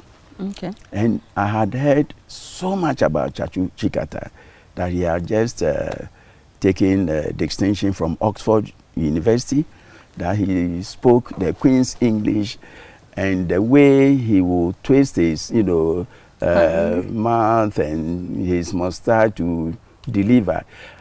I didn't sleep. I kept wondering, you know, was going to speak to the class. So when I entered, I was nervous. Okay. And then you know, there came Chachu standing in front of us and so, class, good morning, how are you? It was this ordinary good morning, how are you? And it broke my resolve. I said, oh, thank God. So I'll be able to cope. Okay. You know, so we, you know, plodded along. We, you know, coped. We finished. And again, here we are. Here we are. Yes. Let's talk about the School of Law. At your time, was there School of Law, or once you finished Legon, you just write a bar exams? How was it like? So in the 1970s and 1980s, 1990s, up to 2001, there was the Ghana School of Law. So it was a 5-year course. So year 1, Legon, year 2, Legon, year 3, Legon, year 4, Legon, year 5, Makola. Okay. Now, so, I'm in 4th year. Okay. So we didn't have any break as such. Okay. It was, you know, a continuing thing. 5 years of legal education. Okay. But because the curriculum had been developed around a 2-tier route, you know, to becoming a lawyer, you have to do the first 3 years to earn the LLB. But there was no break as such. Yeah. So year 4, we finished our LLB on 20th October 1977. Then the results were released on 1st November 1977. 2nd November, we started year 4. Okay. Wow. So it was when I became director of the law school that I actually got to know the processes involved. So from the 3rd year, the dean of the faculty of law would just forward the transcripts of the students. And how many were we? 21. Okay. 21, the total number of 21. They will forward the transcript to the director of the law school at Makola. We knew next to nothing about what will happen. All you knew that you had finished, the results have been published in the dailies, you have passed. They had announced that the bar will start on a certain day. Finished. Okay. It was when one got to the 5th year that you had to do a year's practical training at Makola itself. Okay. Yes, to become a made in here lawyer. Because at that time, lawyers trained at the law school were referred to as made in here lawyer. So Makola lawyer. Okay. Yes. So there was no discernible shift as such. Okay. It was, continuous.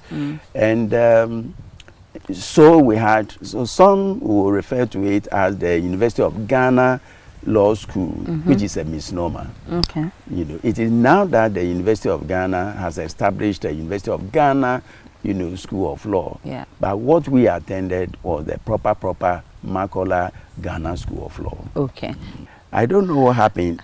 Secondary school, 6th form, when I was completing the form, I had actually chosen Commonwealth.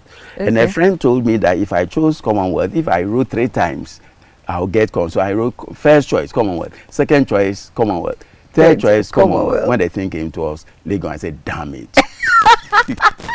But damn it. Why were you choosing Commonwealth Hall? I don't know. Maybe, again, it's my destiny.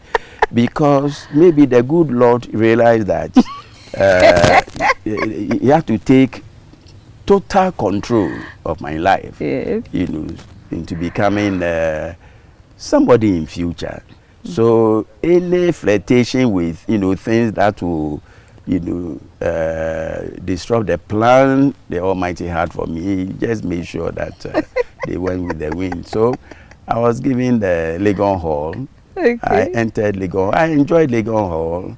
Yeah, I became, one of HJCR secretaries. Okay. I was a member of the tutorial board, a member of the Hall Council. I contributed immensely through Legon Hall. I joined the resident board and other things. So I must say that Legon Hall has shaped and reshaped, my destiny. Is that where you met Mrs. Ansasari? No, I met her in my dream. I had, dreamt and, seeing this beautiful young girl, So the next day, I in my dream, I was drinking palm wine with my, 2 of my friends, Gabriel Edufu, and then Umiado Reynolds. Okay. And then, as we sat there, I noticed that, a young girl with, a little, and I told my friend, that's, my dream wife. I just went there and said, just like that. Where do you, what's your name? And they said, she's a backyard. So straight away that evening, I told my father, that, this is the dream I had, and blah, blah, blah, blah. So my father approached the mother.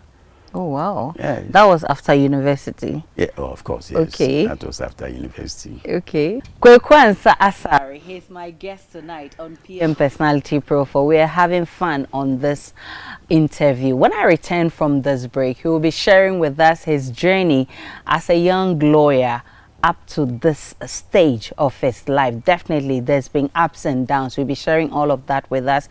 We would also be tapping into his legal brains in terms of the justice system and constitutional matters. Of course, he'll be telling us his experiences at the law school and whether he can proffer some solutions to some of the challenges we're facing with the School of Law. Stay with me. I'm coming right back.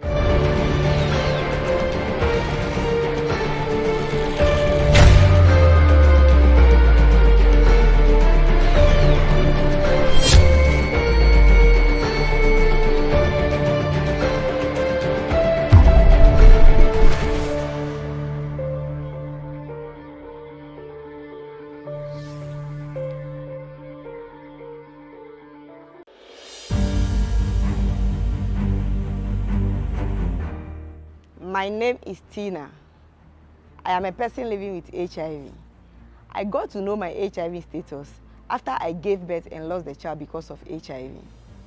In those days, prevention of mother-to-child transmission services had low patronage due to fear and stigmatization.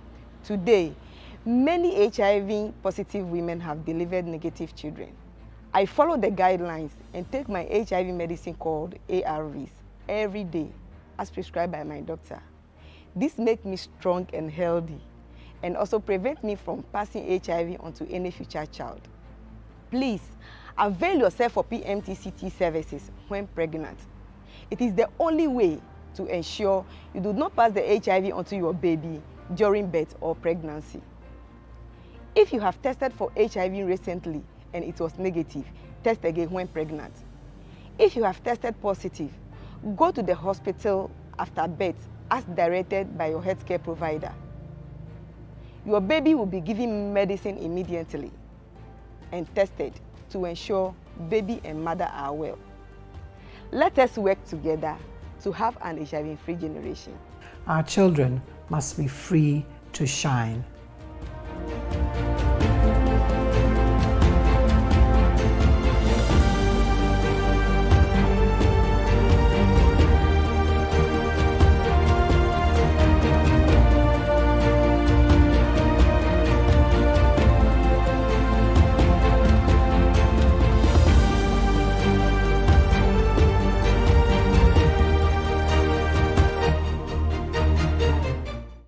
Can he tee up someone in red? And it goes towards... Too much, sir! That's who goal for. What 5 Champions League? You want to know? I be the real goat, chairman. I'm the real goat. The left magician, the left magician. Who is the goat? Ghana Jollof or Nigerian Jollof? Ghana Jollof has no co-equal. The smell alone. Oh my God. No, that shift. You two they lie, eh? Now the same stew when they use cook the rice and then they go put them for top. Hey! You are lying. Ghana Jollof.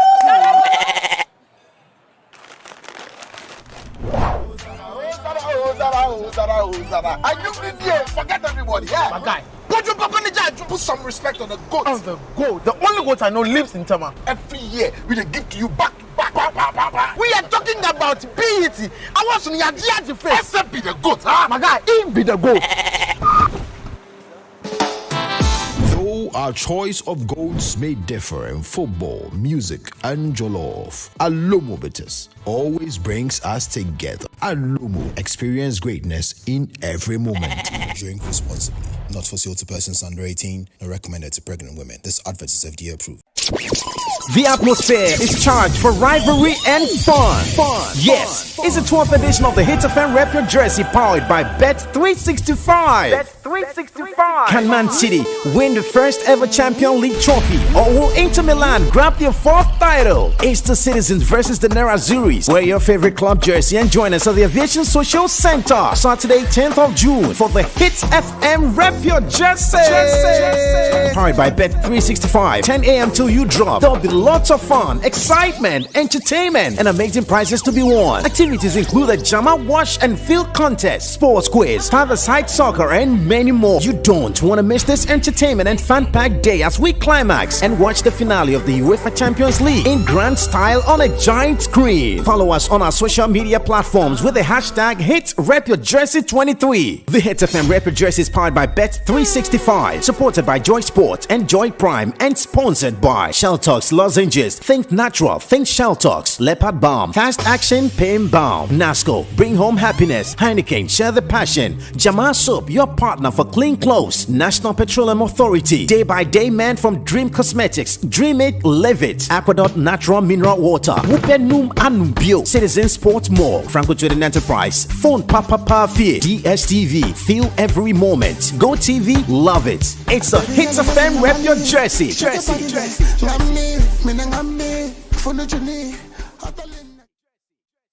You need the EcoBank salary account, bro. See, with the EcoBank salary account, you will enjoy free life insurance, free debit card, save while you spend, and an amazing chance to double your salary. And even more consolation rewards in the EcoBank double salary promo reloaded. Vimwo. Guy, this EcoBank salary account sounds interesting. What do you think? Open an EcoBank salary account today for a lifetime of benefits. You also stand a chance to win more than double your salary in the EcoBank Double Salary Promo Reloaded from now till July 31st. Terms and conditions apply. This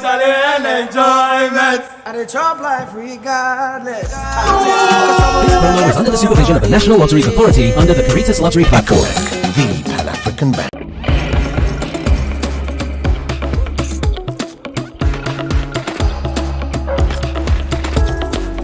Smooth, refreshing, and made with real apples. Hunter's Refreshing Apple Cider. Drink responsibly. Not for sale to persons under 18 or recommended to pregnant women. This advert is FDA approved. Prepare for an unforgettable theatrical experience as Image Bureau, in partnership with April Communications and Joy FM, present A Detective Calls. You must apologize to her at once. Apologize for what? Doing my duty? The most intriguing play of the year returns to the National Theatre, Saturday 3rd and Sunday 4th June, for 2 captivating shows each day at 4 p.m. and 8 p.m. It doesn't seem like such a terrible thing at the time. Don't you understand? Grab a ticket for this highly anticipated rerun for only 150 cities at Kuala, Airport Shell, Nalim Stores, Batona Total, Frankie's, or online at www.imagebrogh.com or dial *713*101#. Supported by Neplans Car Rentals, Digicraft, Daily Guide, sponsors The Sport Furniture, Saka Homes, A Detective Calls. Because you're not the kind of father a chap could come to when you're in trouble. That's why. Hey, don't talk to me like that. This is not a comedy.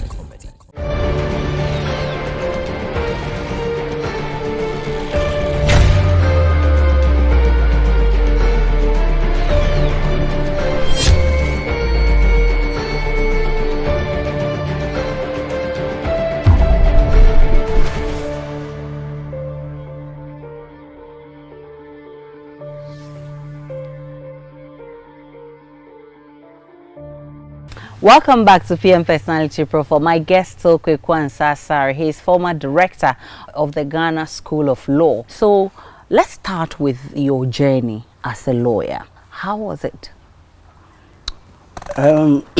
It's not been an easy journey.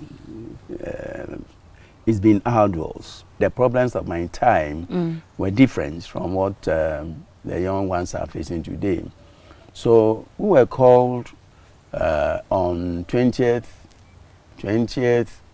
November 1981, because I had to, after the LLB, I had to proceed to do the masters in order to teach. Yeah. So I lost 2 years of my seniority to my mates. Okay. But when we were called, I was lucky enough, to be picked by one lawyer, Eric Na. Okay. He's alive, who was a lawyer in the chambers of his older brother, Justice Jabano, G.L. Jabano. So I joined Jabano & Co. on 21st November 1981. And then on 4th December, I received a telegram from the then Chief Justice Akbalu, to proceed to Takwa to assume duty as a magistrate. And I hadn't even been to court yet. I hadn't done anything, and apparently, based on my performance, and coming, joining the bar as a young lawyer with a master's degree, he thought that they needed people, some intellectual, acumen to join the bar. So he posted me to Takwa. I didn't, I declined the invitation and rather accepted a teaching position at the University of Port Harcourt. So I left, Ghana, went to Port Harcourt taught there for 2 years, came back, and then joined the Council for Law Reporting in 1983. And I didn't, I found it boring. Found, the job for law reporter very boring. So I left, law reporting, went back into teaching, this time to join the Atibes Faculty of Law at the University of Calabar in Nigeria. I was there, with my wife and children until 1987 when we came back. Then on my return, I went back to Jabano & Co. That was when I met Mr. Darocha, BJ Darocha. 1st September 1987, I had been appointed a lecturer at the Ghana School of Law, thanks to the advice and encouragement of the late Professor Mills. He had actually called me to say that he saw in me, a talent that he thought, would be of immense assistance to the Ghana School of Law. So I should leave Legon and rather, join the staff of the Ghana School. At that time, the staff, the establishment at the law school was 3. The director, the registrar, and 1 other lecturer. So I became the 4th and the youngest. And being the 4th and the youngest, I became the pet of everyone, most especially BJ Darocha. Darocha will, invite me to prepare his tea for him. Oh, wow. And then he also introduced me into very good social circles, where money was. But with this piece of advice, Kweku, onye sikebia no DHI. Yes. That's, that was every now and then. You give me a good case, but remind me, that I should not overcharge. And then through Darocha, I got into the life cycle of people like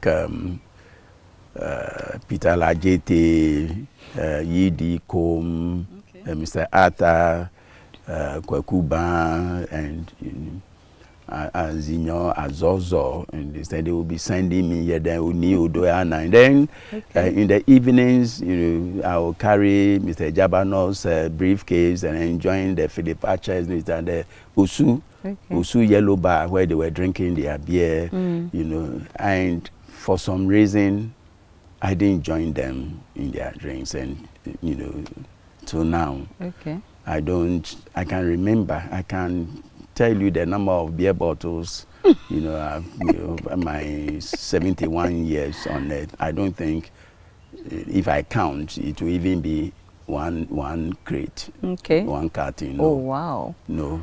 Wow. I can live 5 years, 10 years without tasting beer. Oh, So I didn't join them, but I smelled good life, good living. They would drink, they would bring barman, bring 1 and 2. There, they would be dancing and this thing. And oh my God. And later on, Nanado, the president, also came onto the scene, and he endeared himself to me, Nanado. He spoke good English. Very, very eloquently. He said, Mr. BJ Darocha. He said, yeah, sir. Then home with their head and this time. He said, but who is this? And then Nanado comes, BJ,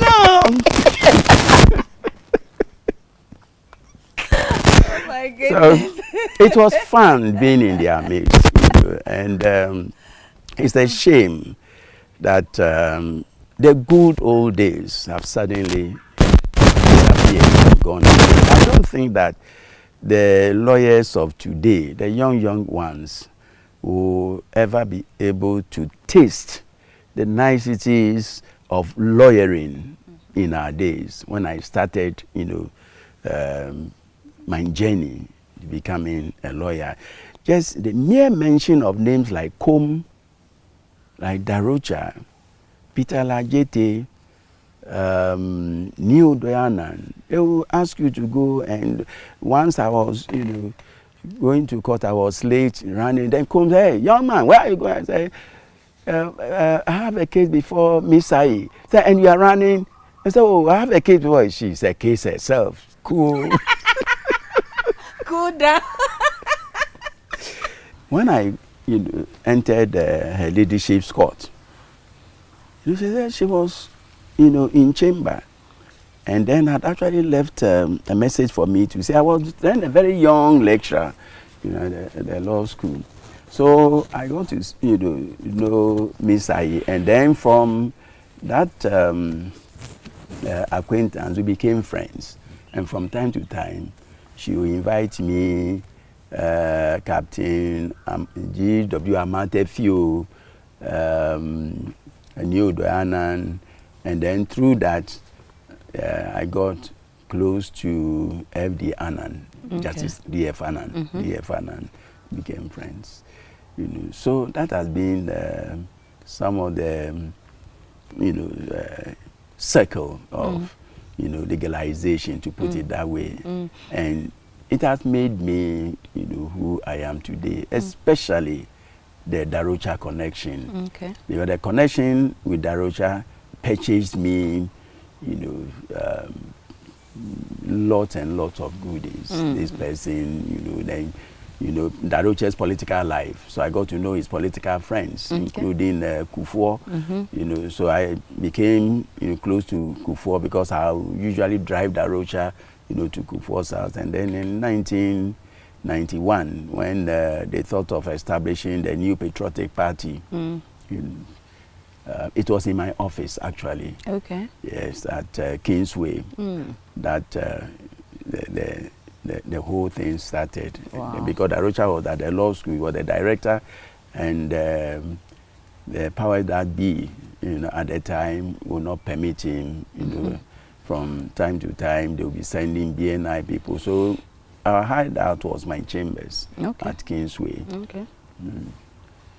What would you describe as the biggest hurdle you had to cross in your law practice?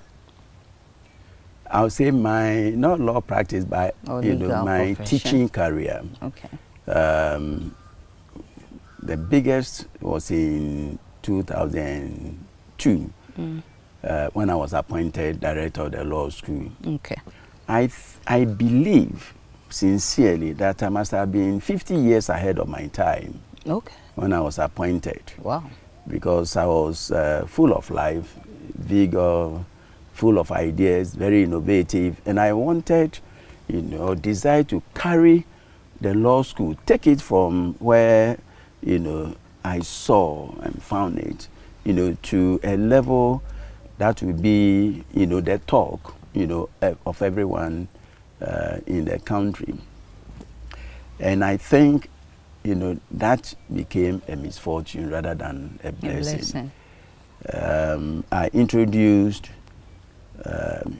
new ideas, and it didn't chime well with some people in the corridors of power. First of all, my background, a nobody becoming director of the law school when you have big names. So they resented the very idea that had been appointed director of the law school. Then it also crisscrossed, with the termination of appointment or resignation, of a directorship by Mr. S.Y.B. Mpombuta. And people thought that I had engineered or orchestrated, his exit, even though he had passed 60. When he was asked to retire, he was 62. And under our terms and conditions of service, we had to retire compulsorily in accordance with Article 1991 of the 1992 Constitution upon attaining 60. So I had nothing, to do, with his exit from the law school. But I was blamed, as the person responsible. So to teach me a lesson, his friends, Dr. Abusu and Dr. Kofio Dinkra, decided, to write petitions for my removal. So even before, I'll be baptized, into the position of director of the law school, I was already seeing, the exit, route. Wow. Be that as it may, I accepted the challenge, and I knew that I wouldn't last 3 years. Okay. So I remember the first day I entered the office, I called my secretary and said, look, we have a lot of work to do. I don't think, I will spend more than 3 years. So within the 3 years, let's leave our legacy. Yep. And predictably, exactly 3 years, I was asked to leave the law school. Wow. But between 2002 and 2005, I did a lot. Okay. I brought lots of changes in the law school. First of all, the curriculum. There were academic subjects that ought to have been taught at the faculty level, which were being taught at the law school. I removed all those courses back to Legon in 2002. And then in 2003, I established the Faculty of Law at the Kwame Nkrumah University of Science and Technology, and laid the foundation for the Ghana School of Law Satellite Campus in Kumasi. Okay. And I did that, in order to widen access to justice, because until I became director of the law school, there was only one law school in Ghana, that's the Ghana School of Law, and one law faculty, the Faculty of Law at the University of Ghana. Yeah. And if you look at the developmental agenda of Ghana, one law school, one law faculty, naturally weren't enough. Now, when I dared to establish the law school in Kumasi, he gave me names. They were calling me, all sorts of names, and people were saying I wanted to, suck up to government, to the powers that be. I was going to dilute legal education, as if it had been preordained that until and unless one attended the law faculty in Legon, one will not be able to become a lawyer. And for me, that in itself was something that needed to be scotched in the bud, because at the time the law school was established in 1958, the population of Ghana was 5 million. 2002, the population of Ghana was about 30 million. As we speak now, we are, getting close to about 38 million. Yeah. We still have one law school. So within the 3 years, I laid the foundation for a law faculty at NUST, UCC in Cape Coast, and then UDS in Tamale. Okay. Then I also made sure that law students will pay fees. So I introduced fee paying into the law school. I had free education, and I make no apology whatsoever to the nation, no apology whatsoever for introducing fees. Law students are unlike teachers. They are not, graduates who will enter the public service or the civil service. The law is a profession of its own. We ply our trade. Once you become a lawyer, everything is yours. We do not contribute, more than, say, 10% every year, into government coffers. But we rather need money to train teachers who will go, to the basic schools to teach and produce many more, literate persons. So I thought that law students must pay fees. When I introduced fees, payment of fees, a probe was established to probe the finances of the law school, and then a newspaper, because you are a journalist, I won't mention the name of the newspaper. The newspaper was used, to attack me every day that I had stolen money, I had been jailed in America, I had and so many things, but it didn't deter me from doing the right thing. And then apart from that, I laid the foundation for lawyers to be licensed. The first time lawyers were licensed in Ghana was in 1958. Okay. When the Daroches and the Kufuados, and when they came, Olenu, and they named them. There are a few of them, about 12. They were licensed, and for a brief period, when Ghana became a republic on 1st July 1960, that ended. Okay. Lawyers were just, practicing without first obtaining a license. So 2002, the first thing I did when I became a director was to make sure that the General Legal Council will implement, that provision in the Legal Profession Act, that lawyers must, be licensed. Hence came the solicitor's license. So today, you cannot practice law without a solicitor's license. And only last week, the outgoing Chief Justice said that, apart from that, lawyers will now have to write, examination. I will have, enough to say about that, another this thing. But I don't think what we should rather do is to intensify, continuing legal education rather than, turn lawyers to go and write exam, which I know everybody will pass anyway. So that was it. As former director of the Ghana School of Law, how do you feel about how the entrance exams into the law school has been managed over the period? Very sad. Very, very sad and very disappointed. I was the chief exams officer of the Ghana School of Law from 1987, September 1987, until I was asked to step aside on 31st August, 2005. When I was in charge of the entrance exam into the law school, I do not remember any point in time that one questions leaked, because I usually set the questions in the morning of the very Saturday they write the exam. Okay. 2, even though there were protocol admissions, I went about it in a very civilized and sensible manner. That there were and there still are some ministries that are key, to the sustenance of the Ghana School of Law. Ministry of Finance, for instance, the Ministry of Information, the Ministry of Education, the Ministry of Trade, the Ministry of Interior, Defense. These are key ministries, and the police. So when I was in charge of the law school, and I had been deputy director from April 1992 until I became full director, on 1st October 2002.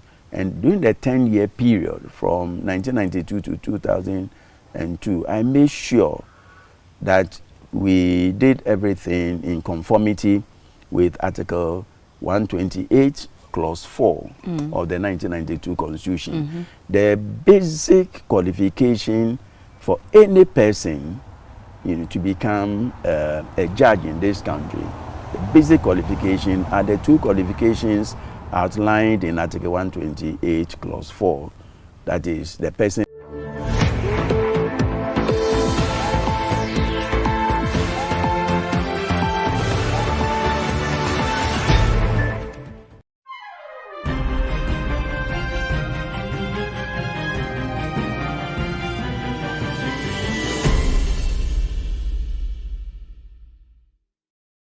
Hello there and welcome to Foreign Affairs. In this edition of Foreign Affairs, we're bringing you a special package we call the Intergenerational Professional Dialogue. This is the second in our series. The last time we had a conversation, it was with a first-generation Foreign Service officer, Maximilian Akwe, who is an ambassador emeritus, sharing his wide range of experience with us in foreign service. Today, we talk about the Ghana Armed Forces as a tool of foreign policy. And we are glad to be hosted by one man who retired from the service as a Major General or as a Chief of Defense Staff. I'm talking about Major General Edwin Sam, retired. He's our guest for today. And if you are pleased to be a part of the audience, let's welcome Major General Edwin, Sam, retired, with a round of applause. Major Edwin Sam, retired. Welcome to this You are making a mistake already. I'm not a major. Okay. Major General. And of course, the rank matters a lot. Correct. In the service. The difference is 4 or 5 steps. So we're about to discover a lot. And we're so pleased to be having you joining us in our second of the series that we're hosting. Let's talk about, first of all, the armed forces itself, the vision, the reason for which it was set up. Many of us through studies generally know that, yes, the armed forces is to ensure territorial integrity. But beyond that, when we even look at foreign policy, what would you say is the vision? And in the context of the Ghana Armed Forces, would you say is that unique thing about the service? Well, well, first of all, good morning. The Ghana Armed Forces was set up in the colonial days, but first it was to promote the interests of the colonial power, or to project the interests, but I am going to concern myself with the period when it became relevant to me. In other words, from the 60s onwards. But nothing has changed. The difference is that the armed forces is always set up to protect the territorial integrity of the nation. And then its second role is to provide or support the civilian government and the provision of security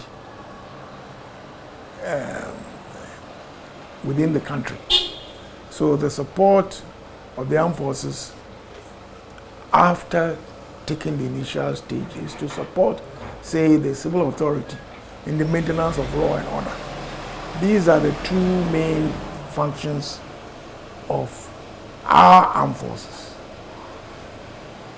The projection of our armed forces as part of the foreign policy as part of our roles in supporting the UN in dealing with peacekeeping, So these are the areas generally where we function. Right. The Ghana Armed Forces at the time of independence, that was 57, consisted of about 2 or 3 battalions, or part of the West African Frontier Force, which included Nigeria, Sierra Leone, and Gambia.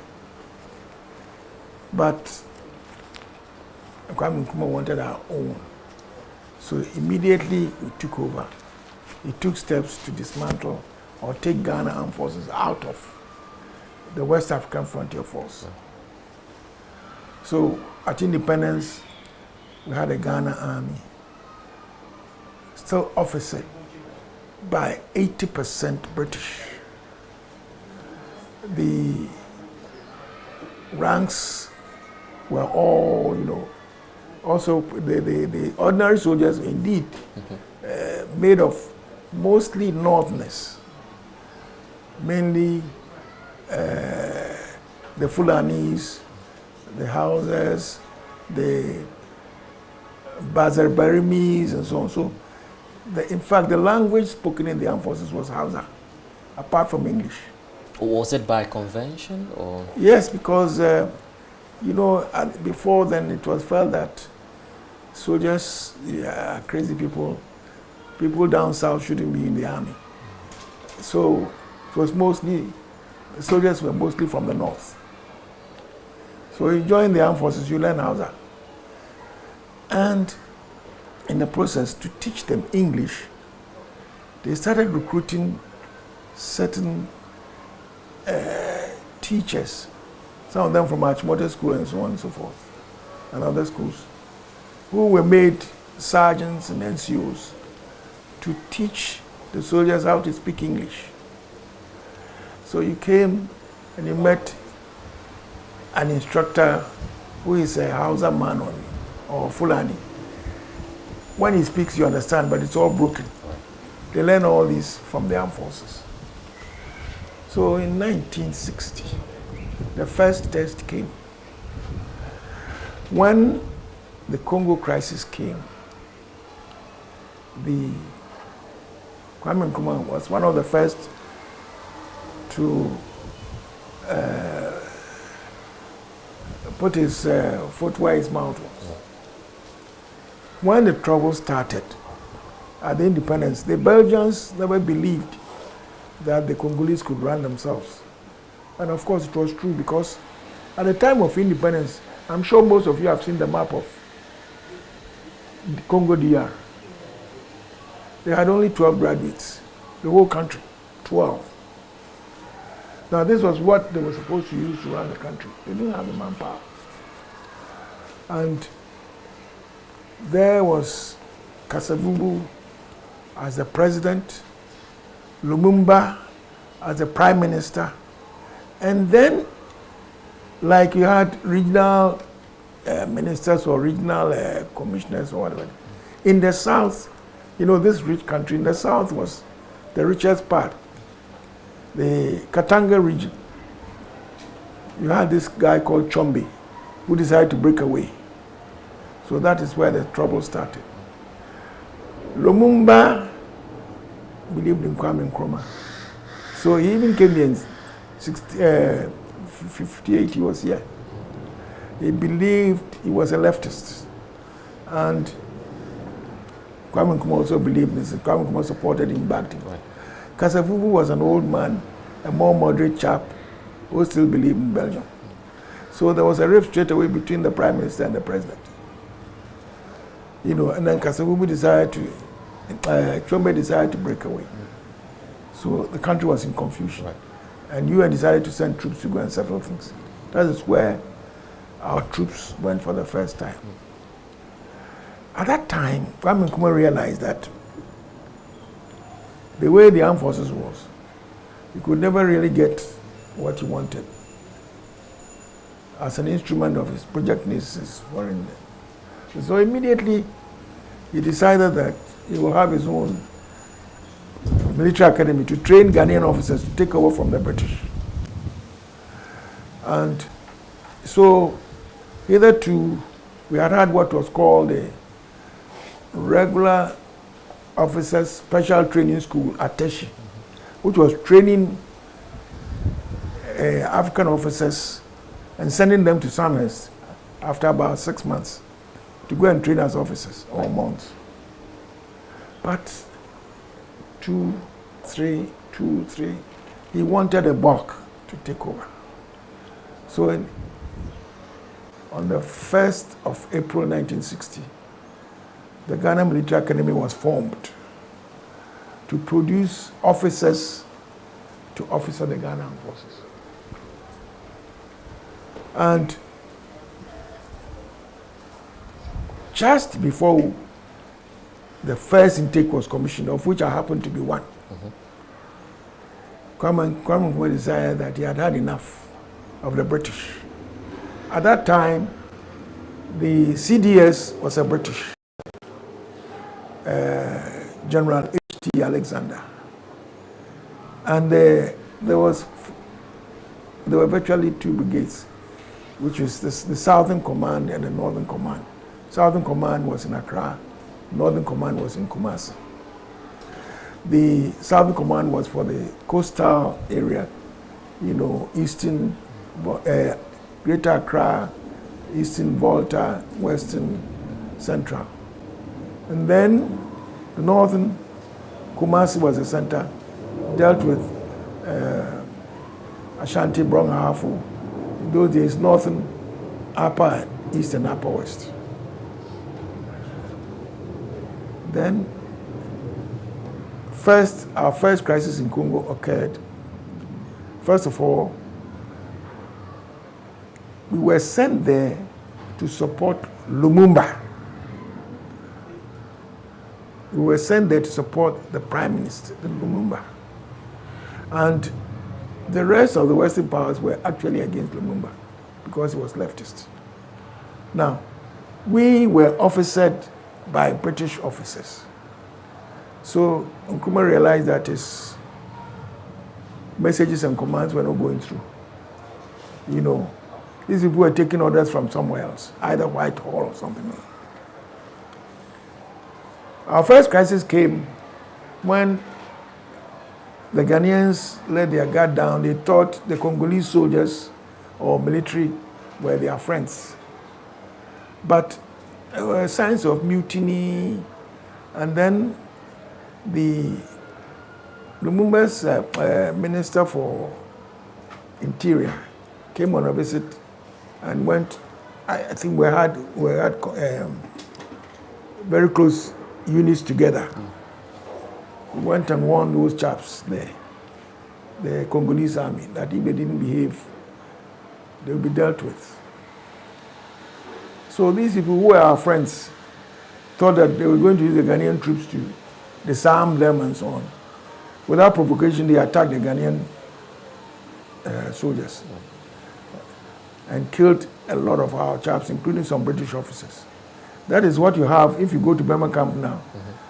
You see, before Nicholson said there's Congo Junction, where the sign that is there is a remembrance of those who were killed at a place called Port Frankie. So the Ghanaians hit back. As for that one, we don't talk about it.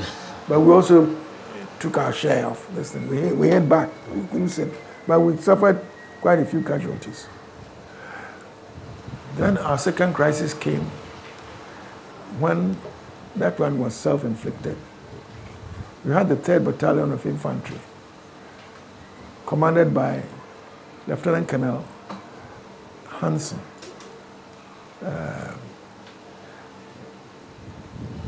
You know, in those days, every 5 years, the armed forces rotated. The battalions were rotated. So, for instance, 2nd Battalion went to Takrady, the 5th Battalion came to Arakan, 6th Battalion went to Tamale. You know, the British did it. So we're continuing with the same, I don't know whether culture or this thing. They didn't want you to stay at one place for too long. 5 years you should change, rotate. So 3rd Battalion, that was in Congo. That was Admiral Hansen's thing. You know, Ghanaians. They go to battle with something under their beds. They don't want their wives to touch those things. You know. So, believe it or not, they mutinied because of this. That they were being rotated when they were not in. And you know, some of them probably felt their survival was based on what is holding them in Accra. I don't know. Admiral Hansen was taken for dead. He was beaten. But luckily, in those days, we used to go with our doctors and dentists. And there was Captain Ajete, later on Colonel Ajete, JC Ajete, who worked on him and repaired him before he was flown to UK. But he was given a medal for it because when he got to UK, they were surprised at what was done in the jungle to revive Admiral Hansen, later on Admiral. So when Hansen came from UK, first of all, the unit was disbanded, completely disbanded. And I think I've gone ahead of myself. Before this Admiral Hansen thing came, Kwame Nkrumah had already made up his mind that the British must leave the system. So just in September, I can't get the date, September 1961, one fine morning, he's fired all the British, all. And so the armed forces didn't have officers. We had very, very few officers. So those of us who were in the first intake training, we finished. We were commissioned on the 30th of September 1961. The second intake, which was 6 months away, which had to be commissioned 6 months away, were added to us and commissioned. They didn't finish their syllabus. So that we can get officers to run the system. So when we were commissioned, it was interesting. You came and you found somebody who was a lieutenant yesterday. Today is acting captain, temporary major. And somebody who was a captain is now acting major lieutenant, temporary lieutenant. They had to put people to fit in those. So there were opportunities for all of us, except that those of us who are coming from the academy were too junior. So that was the time when Kwame Nkrumah appointed the first Ghanaian Chief of Defense Staff, Major General S.J.A. Otu. He was the first Ghanaian Chief of Defense Staff, Stephen Joseph Asamoah Otu. And then they had to appoint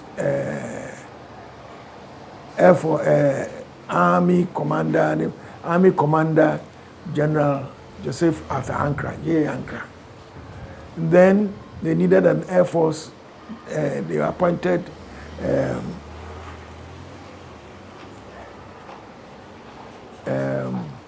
Commodore de Graaf Hayford. All these people came through the ranks. And then the Navy, Admiral Hansen came from UK, and he was transferred from the Army to the Navy to command the Navy. So he became a naval man. He left the Army and became a naval man. So these were the people who started the armed forces, Ghana Armed Forces as it was. They were all what we call in those days short service officers, because they didn't go through Sandhurst. They were trained in the short service courses in UK, Mons and Eton Hall. So they had to convert from short service to regular course. And when they weren't quite confident of themselves, the first person to take the bull by the horns was General Otu. You know, he was a major or something. He attempted, and he got it. So he became the first Ghanaian regular officer. Then, so the others took courage. Another one called Brigadier Michel. He died before the sacking took place. He also took his chance and he qualified. Ankra took his chance and he got it. The fourth officer was one Major J. Kobna. He didn't get it, he failed. And he resigned from the armed forces and joined the police. Later on, he became the IGP of the police. So this is how these senior officers became. General Otu is GH1. Brigadier Michel is GH2. General Ankra is GH3. Kobna should have been number 4. But after that, we all follow. The numbers followed after that. Now, the Ghana Armed Forces had to expand very quickly. Nkrumah, indeed, was thinking of at least a division. And a division consists of 3 brigades. One brigade, it's maybe about 3,000 people complete, you know. One brigade is about 3,000 plus. And he wanted 3 of them. I don't know whether we had the money. Our country at that time, the population was small. The population was very small, but still, this is what he wanted. So there were expansions here and there, and we didn't even have the officers. But still, we did our training, a lot of our training outside, either in UK or India or Pakistan, because these were the British systems. Later on, we started going to other places, US, Italy, and so on. So when we were about to be commissioned, this thing took place, and these changes took place. And a number of us 4 of us, were matched the CDS. So for to be interviewed, for one of us to become his aide-de-camp.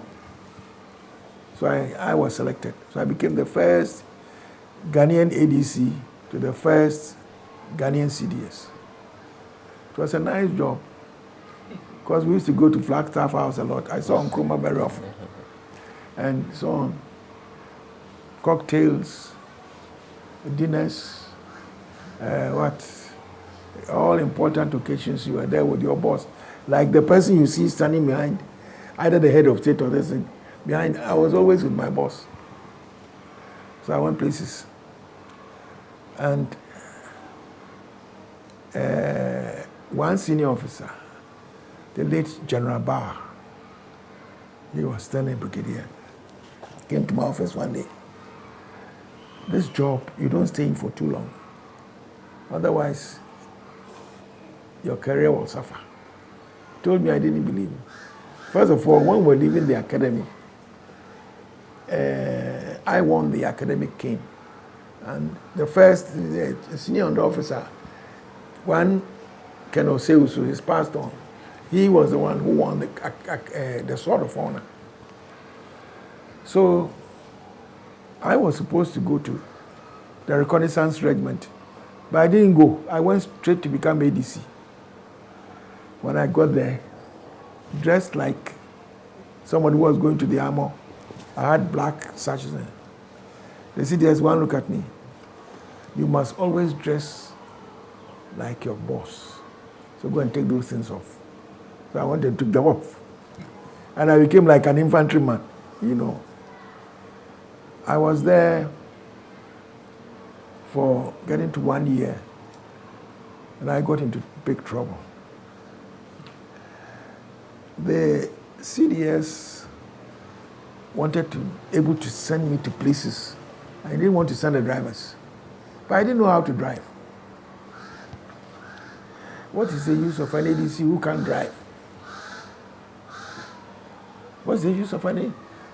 So I started going to Armed Forces Driving School to learn how to drive. One day, one Sunday, I took the Command Rover, which was parked in the house, and went to town with it.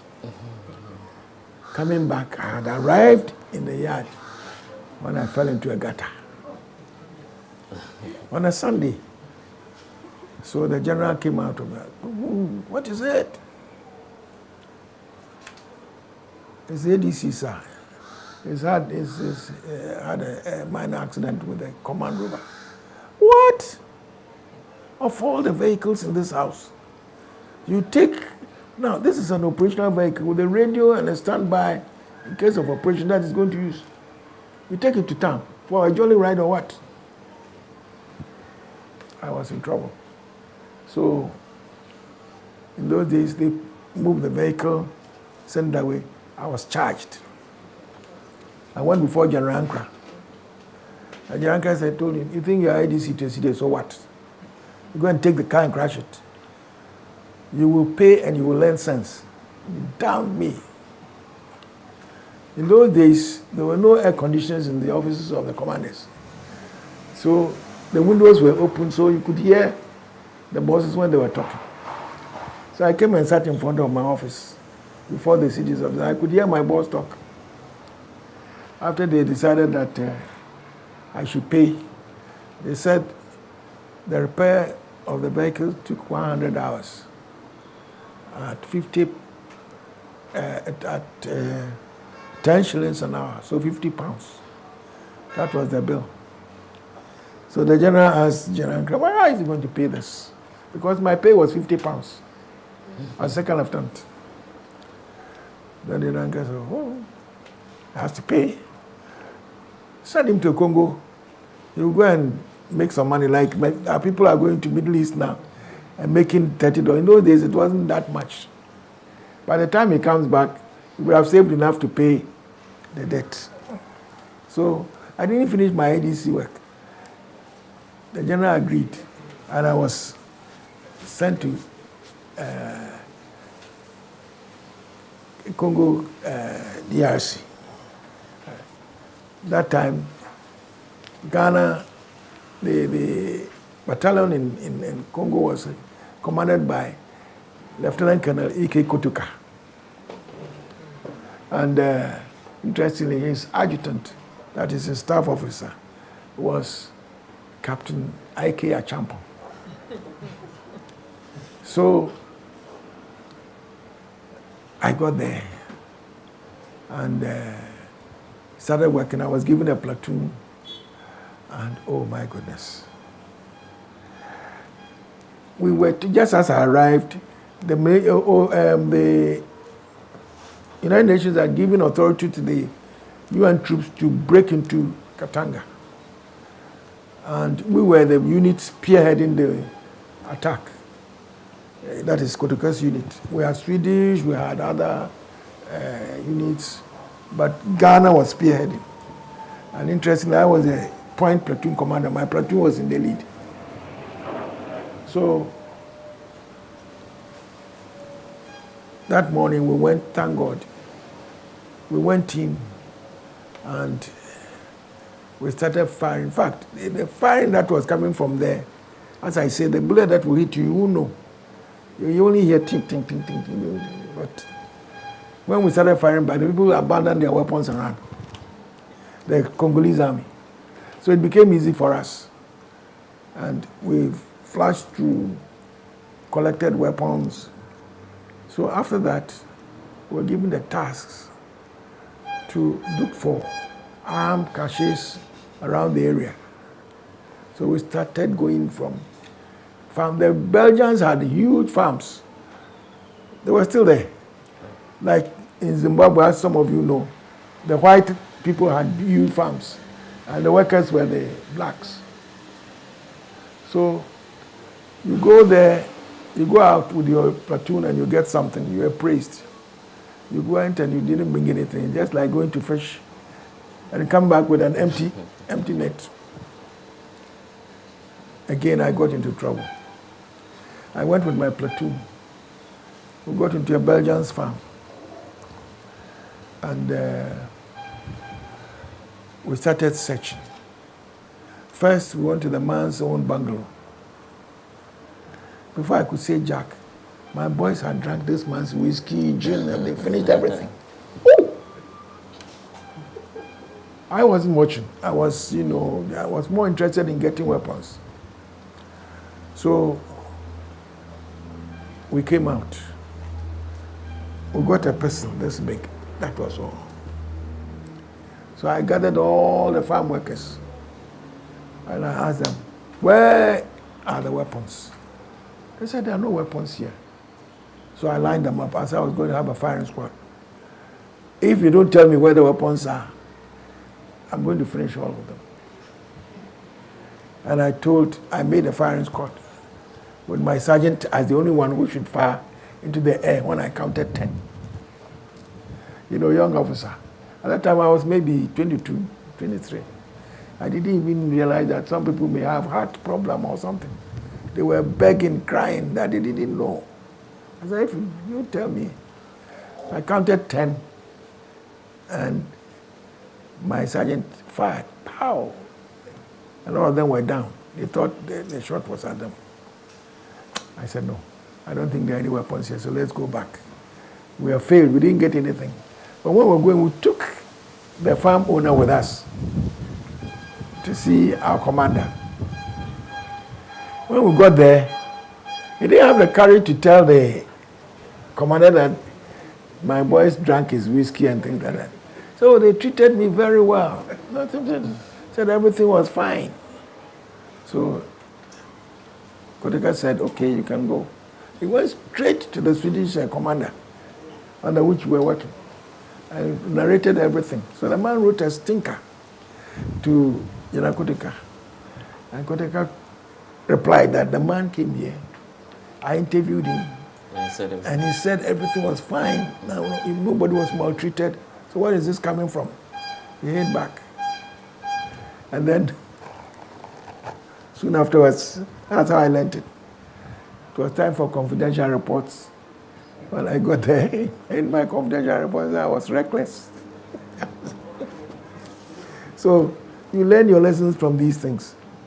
When we came back, from Congo. I had paid my debts and everything was moving fine. But this time, I had to do my courses because whilst I was enjoying ADC work, my fellows were getting on. They had done other courses. I was now going to begin. But in order not to fall back, you know, the first promotion exams we went, first of all, there was a course which I wanted to attend when I was ADC. And the general said he didn't have time for that. It will come later. But when I got there, I was there for the first lesson. And then a call came that the general says I should come back. I didn't know that I was on a course. Nobody told him about it, so I should come back. The first lesson we had was called Routine in the Battalion. Everybody knew about it. I didn't know anything. Duty officers' work, this, that. They were talking over my head. But after Congo, I had learned something. So I decided that no, this thing will not happen. On top of that, we went, my first promotion exam, practicals, I flopped. I said, hey, the man they said won an academic king, he can't even pass his promotion exams. So, like all young officers, we enjoyed ourselves in those days. Either we are going to nightclub or going to stadium for boxing or for football. So I told myself, this will never happen. So anytime we are going, I said, oh, look, I'll follow you. I'll follow you also. Then I'll go into my room. Then I sat down and started cracking. So the next time I went, I passed all the exams. And when I passed, there were so many big holes in the armed forces still. They needed people to attend courses. They didn't have any. And I was still a lieutenant when I started attending captain's courses. So I was a captain when they posted me to go and teach at the School of Infantry, to teach tactics. When I got there, some of my students were majors. It was a little difficult at first. But I told myself that, look, tell them what you know. If there is any difficulty, just don't say anything. Just say, I'll check up and let you know. So if I taught something, somebody, I'm sure some of these majors knew what they were asking me about, but they were testing me. So when you ask me, I'll say, look, I'm not sure about this, but I'll come back tomorrow. I'll find out. And I'll really go and find out and come and tell you what it was. So I had to do my captain to majors exams with them. Again, you are the instructor teaching them. If you go to the exams and you fail, so again I had to cut out all those funny nightclub things. So I went and did the exams, and that was it. Now I could feel confident to teach. But I was still a captain. And then my promotion came, and I became a major. All this time, Nkrumah was still around. The idea of expanding the armed forces was still there. But we didn't know where the money was coming from. We were too young, you know, but you could see that at least we had an air force, especially the transport section, which flew very well. We had quite a number of ships for the Navy, even though and you saw at one stage in Nkrumah's ambition, he wanted a frigate, which is a much bigger naval ship. And that became news, international news, that we're broke and yet we're buying frigate from the British. This was being built to our specifications. Later on, after the coup, we didn't take it, so the British had to take it. The Air Force, they had planes, transport planes. Oh, it was interesting. He wanted, to the extent that the cargo system was so good. Any time during the week, if I wanted to go to Takoradi, I just go to the Air Force on certain days. There were scheduled flights. All these were there. Then we had the jets from Italy, the Marquis. In fact, they were flying over Accra a lot of the time. Now they are in Takoradi, but they don't have any anymore now. That was what Rollins was flying. So we had equipment. It's only in the army that things began to go down. as things went on, and Nkrumah was following his dream of this Pan-African thing, he had a training school in the jungle to help train liberation movement chaps. And then, for his own security, after an attempt on his life in Kulungugu, you all heard about Kulungugu. And then there was even another attempt on his life in Flagstaff House by one Amatewi, a private police officer. It became important that Nkrumah had his personal protection. So the POGR was formed. President's Own Guard Regiment was formed. Now, this time, in order that they will be different, he decided to give them training from Soviet Union. They were not, but the biggest mistake they made was that the troops forming the POGR were selected from us. You know, so, I mean, promising officers, this thing. So, eventually, that is what caused the downfall of Kwame Nkrumah. Because these chaps came, they were even marching differently, they were now doing good step, and they were better equipped than the army. You see, they were better equipped than the army. So it created sort of rift. It was there, the tension was there. And then, so when 66 came, the POGR and the regular army didn't want to fight each other. So that's why. Because if the POGR decided to fight, the regular army could not have matched them. But the same officers, I mean, you train together, why should we fight? You see? So that is why later on, when Rawlins formed the 66 battalion, that is later, much later, all the people were recruited from outside. In other words, they didn't know, they had no affiliation with those in the service. So if they wanted to fight you, then it means they are fighting for their lives. Coming on, Nkrumah wanted, after the experience in Congo, he wanted this African High Command, where he felt if we put our forces together, consisting of the African countries, coming together to form a formidable force to deal especially with the Southern African independence, because those were the difficult areas. So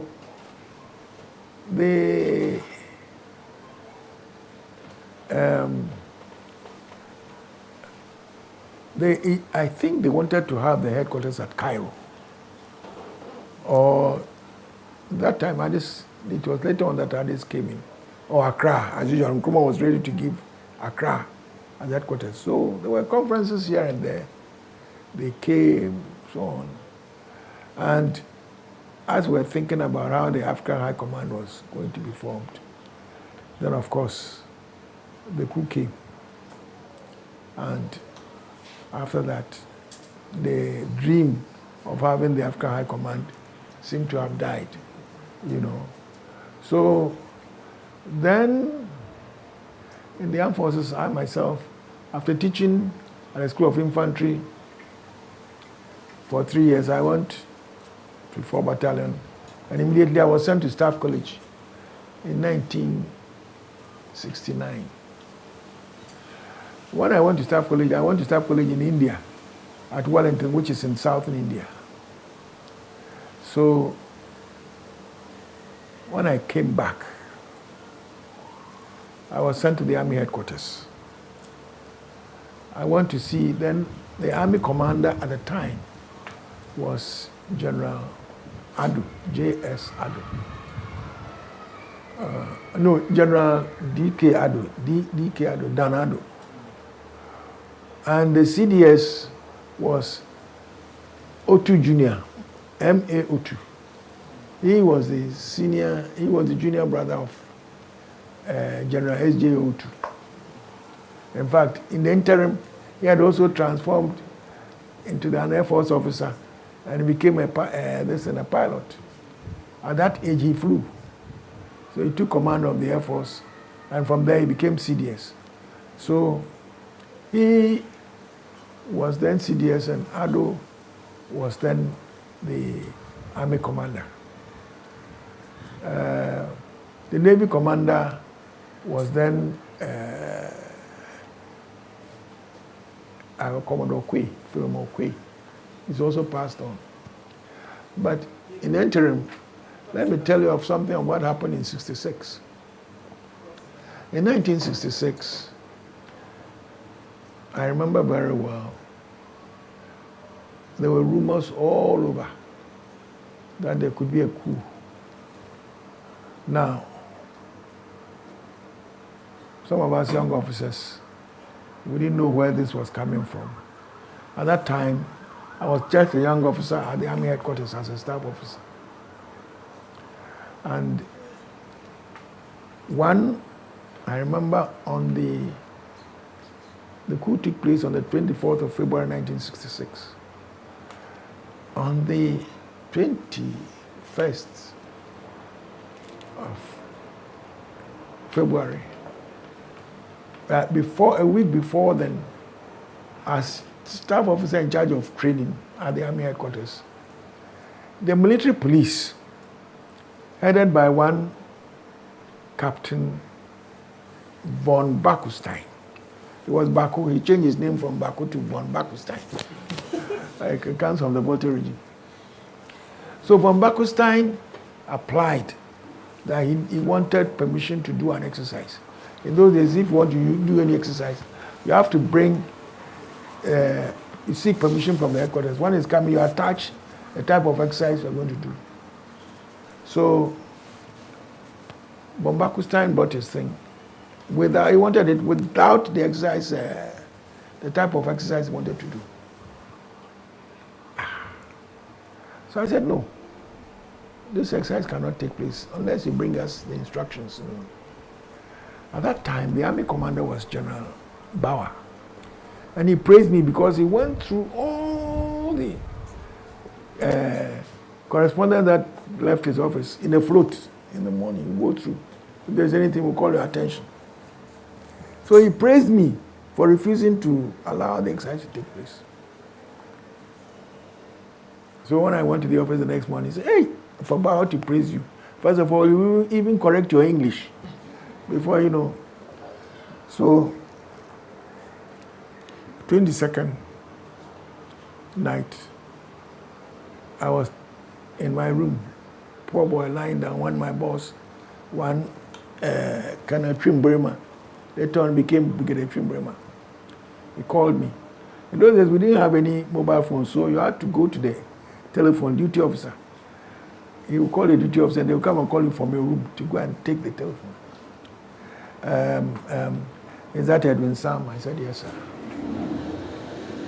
Do you know of an exercise taking place, an exercise by the military police taking place in Accra? I said, sir, I don't know anything about it. In fact, they applied for permission and we refused them. Well, do you know that this exercise is painting the picture that Tema has been attacked and that they are stragglers. People are running away from Tema, so they are trying to control the crowd and things like that. I said, sir, I don't even know the type of instructions, the exercise they are doing. So I don't know. Well, do you know that this exercise is being misconstrued to mean that there's a coup? I said, hey, in those days, Kwame Nkrumah's time, at that time, when they pin anything on you straight in Sawam, before you could say Jack, you were in trouble. When my boss said this, I said, what is this man talking about? Anyway, go and think about it. Tomorrow morning, when you come to my office, I went straight to a colleague of mine. I sat in the office with one Colonel Alija. I said, Ben, look at what Fimbwema is saying. This ex-military police, they went and did the exercise. And they say, so the man is saying that he doesn't know anything about, I should think of what I'm going to say. Hey. So the next morning, I got to the office, picked the float file. When I went to his office, the military police commander was already there. And he fired at him. This was 23rd morning. Meanwhile, the thing has really become so serious that it even caused a rift between the army commander, General Bauer, and the director of military intelligence, one Colonel Hassan, whose son is in foreign service. Yeah, he must have retired recently or something like that. So, then they said it was going to be a board of inquiry, that we should be prepared to, come and defend ourselves. Then the next day, 24th, a thing happened. That night, I remember we were watching a film in the mess. I remember even the title of the film. It was called The Secret Invasion. I remember. Once we were watching this film, this officer will get up and go. That officer will get up and say, what the hell is going on? We didn't know anything. So, apparently, those of us in the headquarters, army headquarters, we were not supposed to know. So we went to bed. Then the unit officers, those who were hinted, they left. And the whole thing, when it came to crunch, depended on two places. First, the Flagstaff House, which was very well secured, under the command of Colonel Zanlerugu. And one of his lieutenants was Colonel Oting, now a priest. He's seen too much, he's now a priest, a Presbyterian priest. And then at Shah Hills, they had their bigger weapons, which they could just move into Accra and blast things away under Colonel Tete. As I said, they all came from us. So when the fight started, the firing started, they got the wind of it. Quickly, they moved Madame Fataya and the children. At that time, Kwame Nkrumah was on his way to Hanoi, going to settle a great peace. So they took Madame Fatah and the children to the first switchback road building, on the opposite Christ the King. That's the Egyptian ambassador's residence. So they went and put Madame and the children. Means now the Flagstaff House was open to attack. Now, they were fighting each other. The commander Zanlerugu and his officers and the WO1, who happened to be my sergeant in the Congo, was one of those who had picked, a tough guy who was picked to join the POGR. One, Sergeant Major Ali Nachia. His children are prominent. One of them is a tax expert now, Dr. Ali Nachia, that's the father. So they saw the situation. Why should we shed blood? So they just raised the white flag. That was the end of the fight. Otherwise, it would have been very bloody. And on top of that, if the commander at Shah Hills, who happened to be also one of us, Colonel Tete, if he had decided to move on Accra, I think would have failed. But it didn't move. So the coup succeeded.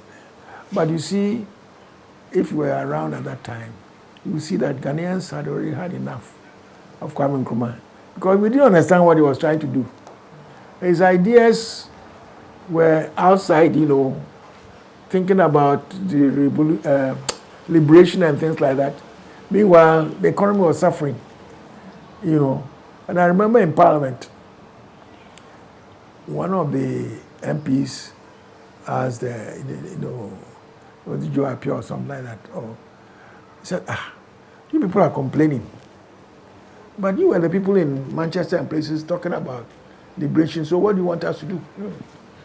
So I think Joe said, yes, I agree. We were all making the noise. We wanted it. But at no time did we say that Ghana will be the only country to carry the can. Why should we carry all the bed? So these were some of the things that were going on. So when it happened, it's only now that some of us are beginning to understand Kwame Nkrumah a bit.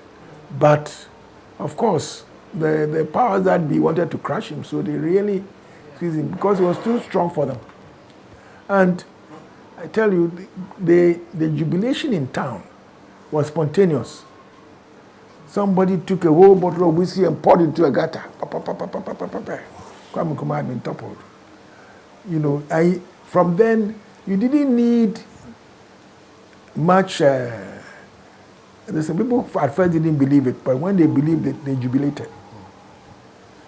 1 year on, I remember some officers from home, like they say, when we joined the service, we were told 2 things. In the mess, among yourselves, don't discuss politics. And the next one was ladies. So we had, in those days, even in the mess, we had ladies' room. If your girlfriend came, another officer will take, the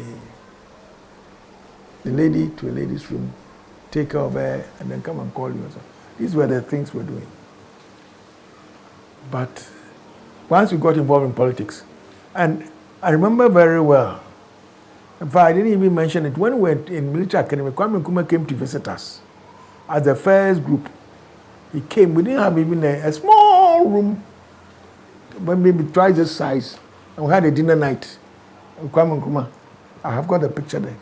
In fact, I should have bought it. I was sitting on his left, and a colleague of mine, his pardon, Major Kwame Asante, was sitting on his right. The commandant was sitting on the other side, and the CEO was sitting at Kwame Asante's side. As soon as we sat down, Kwame Nkrumah asked me, "What's your name?" I said, "Edwin Sam, sir." "From where?" "Second D." "And you, what's your name?" "Kwame Asante." "From where?" "Oh, I see. Now, Papa Nyawana, who is your father?" Then he turned to Kwame. For the period we had the dinner, he never spoke one English. This is the sort of thing that worried the whites. They wanted to know what he was saying. He was talking freely with us. He never spoke a word of English, apart from this speech he gave. But in that speech, he told us that we have a beautiful organization. We should never get involved in politics. And if we did, we should immediately hand over to civilian organization. Otherwise, we will ruin our organization. This had been told us by the previous CDS, the one before Alexander. I think Alexander even repeated it. General Pele.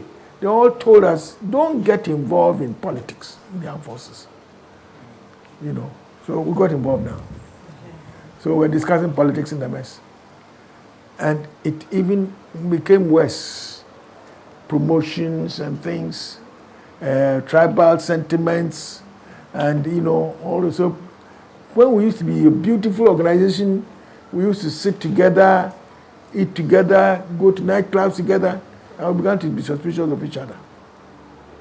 So this is a Fanti, this is an Ewe, this is an Ashanti, and the Northerners were not even many. So this is the beginning of the ruining of the Ghana Armed Forces.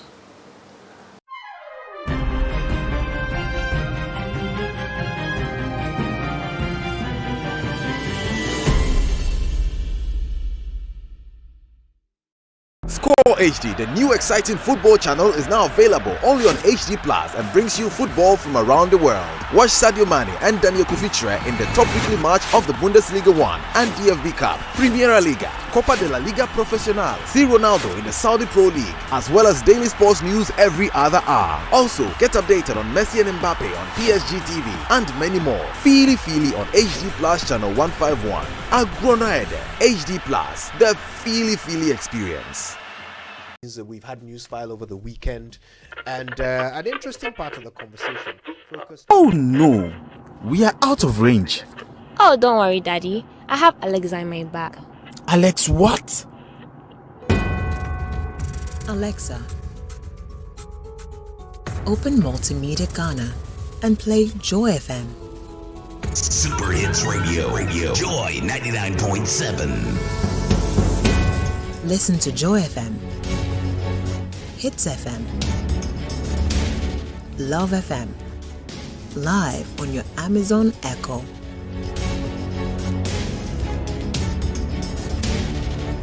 Listen to your favorite multimedia radio stations live on your Amazon Echo device by saying, Alexa, open Multimedia Ghana, play Joy FM or Hits FM or Love FM. Or catch up on your favorite podcast by saying, Alexa, play, and then the name of your favorite podcast from Multimedia Ghana. For a list of all podcasts available, say Alexa. Ask Multimedia Ghana to browse programs. And we are back like we never lost signal. Alexa, welcome to Multimedia. For crystal clear and thrilling podcasts and live shows, download and listen to us on Apple, Spotify, TuneIn, Google Podcasts, MyJoy Online, Amazon services like Echo, Amazon Music, and Audible, Stitcher, Adom Online, Overcast, and Pandora. Take note of everything. Sign up for the multimedia digital platforms now to stay updated. We've had news file over the weekend, and an interesting part of the conversation focused. Oh no, we are out of range. Oh, don't worry, Daddy. I have Alexa in my bag. Alex, what? Alexa, open Multimedia Ghana and play Joy FM. Super Hits Radio, Joy 99.7. Listen to Joy FM, Hits FM, Love FM, live on your Amazon Echo.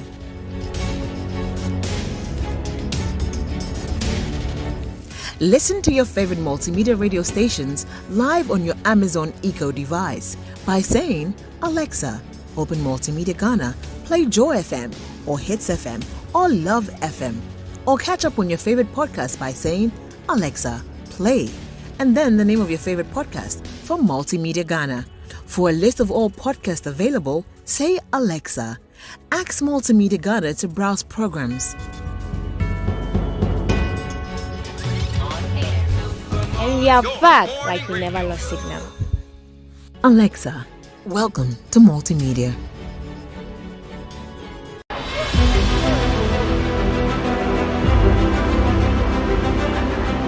It is not always black or white. It could be black and white.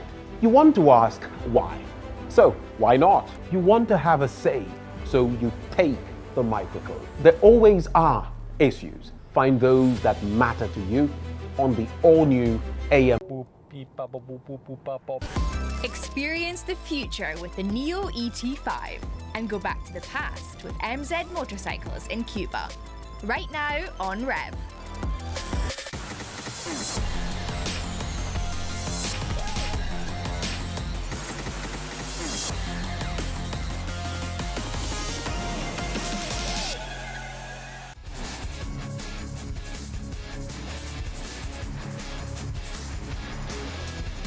It's once again time to test drive a purely electric car.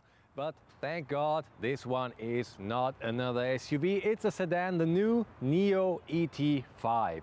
It looks very good, I can't wait to drive it. Welcome to Rev.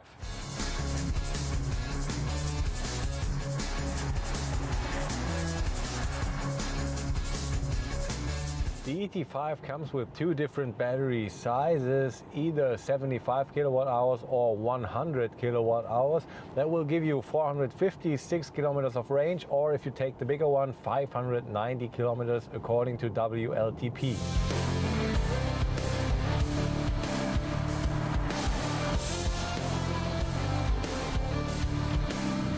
They are currently working on a 150 kilowatt hour version, and that will then provide more than 1,100 kilometers of range, but in the Chinese test procedure, so we're talking about a WLTP range of maybe a little more than 800 kilometers, 850, something like that.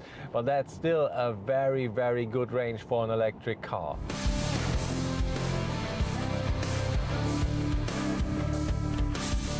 The ET5 delivers 360 kilowatts of power, and that way it will make the dash from 0 to 100 kilometers an hour in 4 seconds.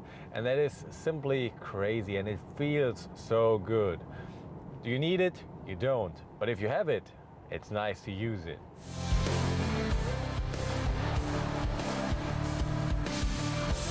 The general driving impression in the ET5 is absolutely okay. The suspension is good. The noise level in the interior is quite low. So I'd say this car is very well suited for traveling.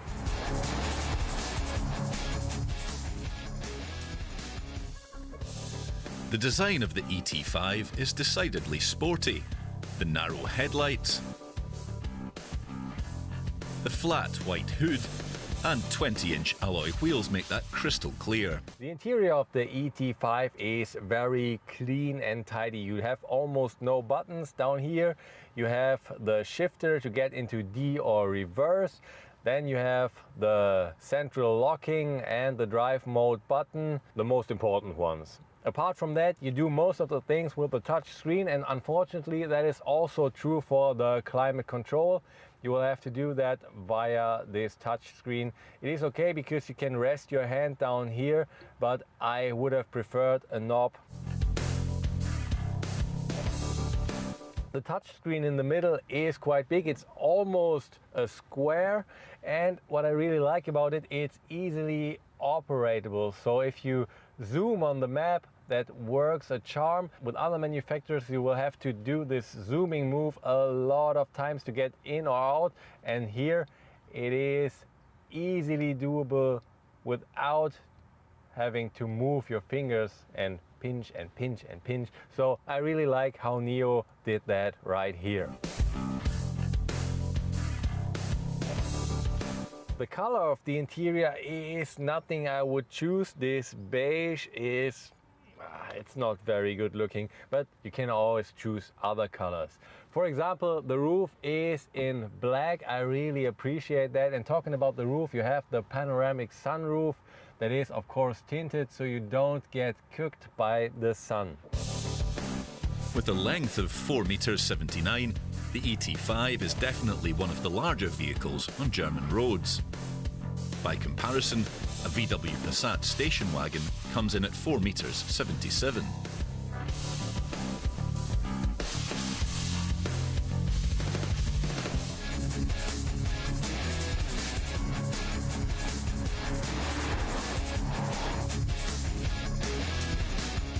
The entry-level price for an ET5 is around 47,500 euros in Germany, but that is without a battery that comes on top.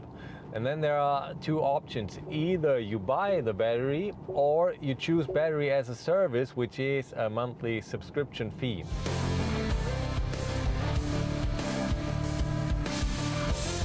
Let's talk about buying the battery first. The small one will set you back 12,000 euros and the big one 21,000 euros, which is quite a lot of money. And not only is that a lot of money, but you do also have quite some disadvantages if you buy the battery, because you won't be able to use the battery swap stations. That is due to some EU laws, because if you put your battery back into the swapping station, that is the same as if you sold the battery to NIO, and that would need a contract. And the same way, if you take a battery from the swap station, another contract for you to buy the battery from NIO. So what about battery as a service? The prices are 169 euros per month for the small battery and 289 for the big one. That price is okay because you can change the battery anytime you want it, and that way you will always have a good one, a new one. And what would be even better, and NIO is currently working on that, is the possibility to switch between the different battery sizes. So Let's say you're driving around with the 75 kilowatt hour battery, and then you will want to drive long distance trip. Then you switch to the 100 kilowatt hour or even the 150 kilowatt hour for, let's say, 1 month or 2. And then you pay the bigger fee, and when you come back, you switch to the small battery and pay the small fee. All these advantages of battery as a service have led to the fact that in Norway, where NEO has been on the market for a longer time than in Germany, 96% of customers chose battery as a service. The number of swap stations in Germany is still very limited.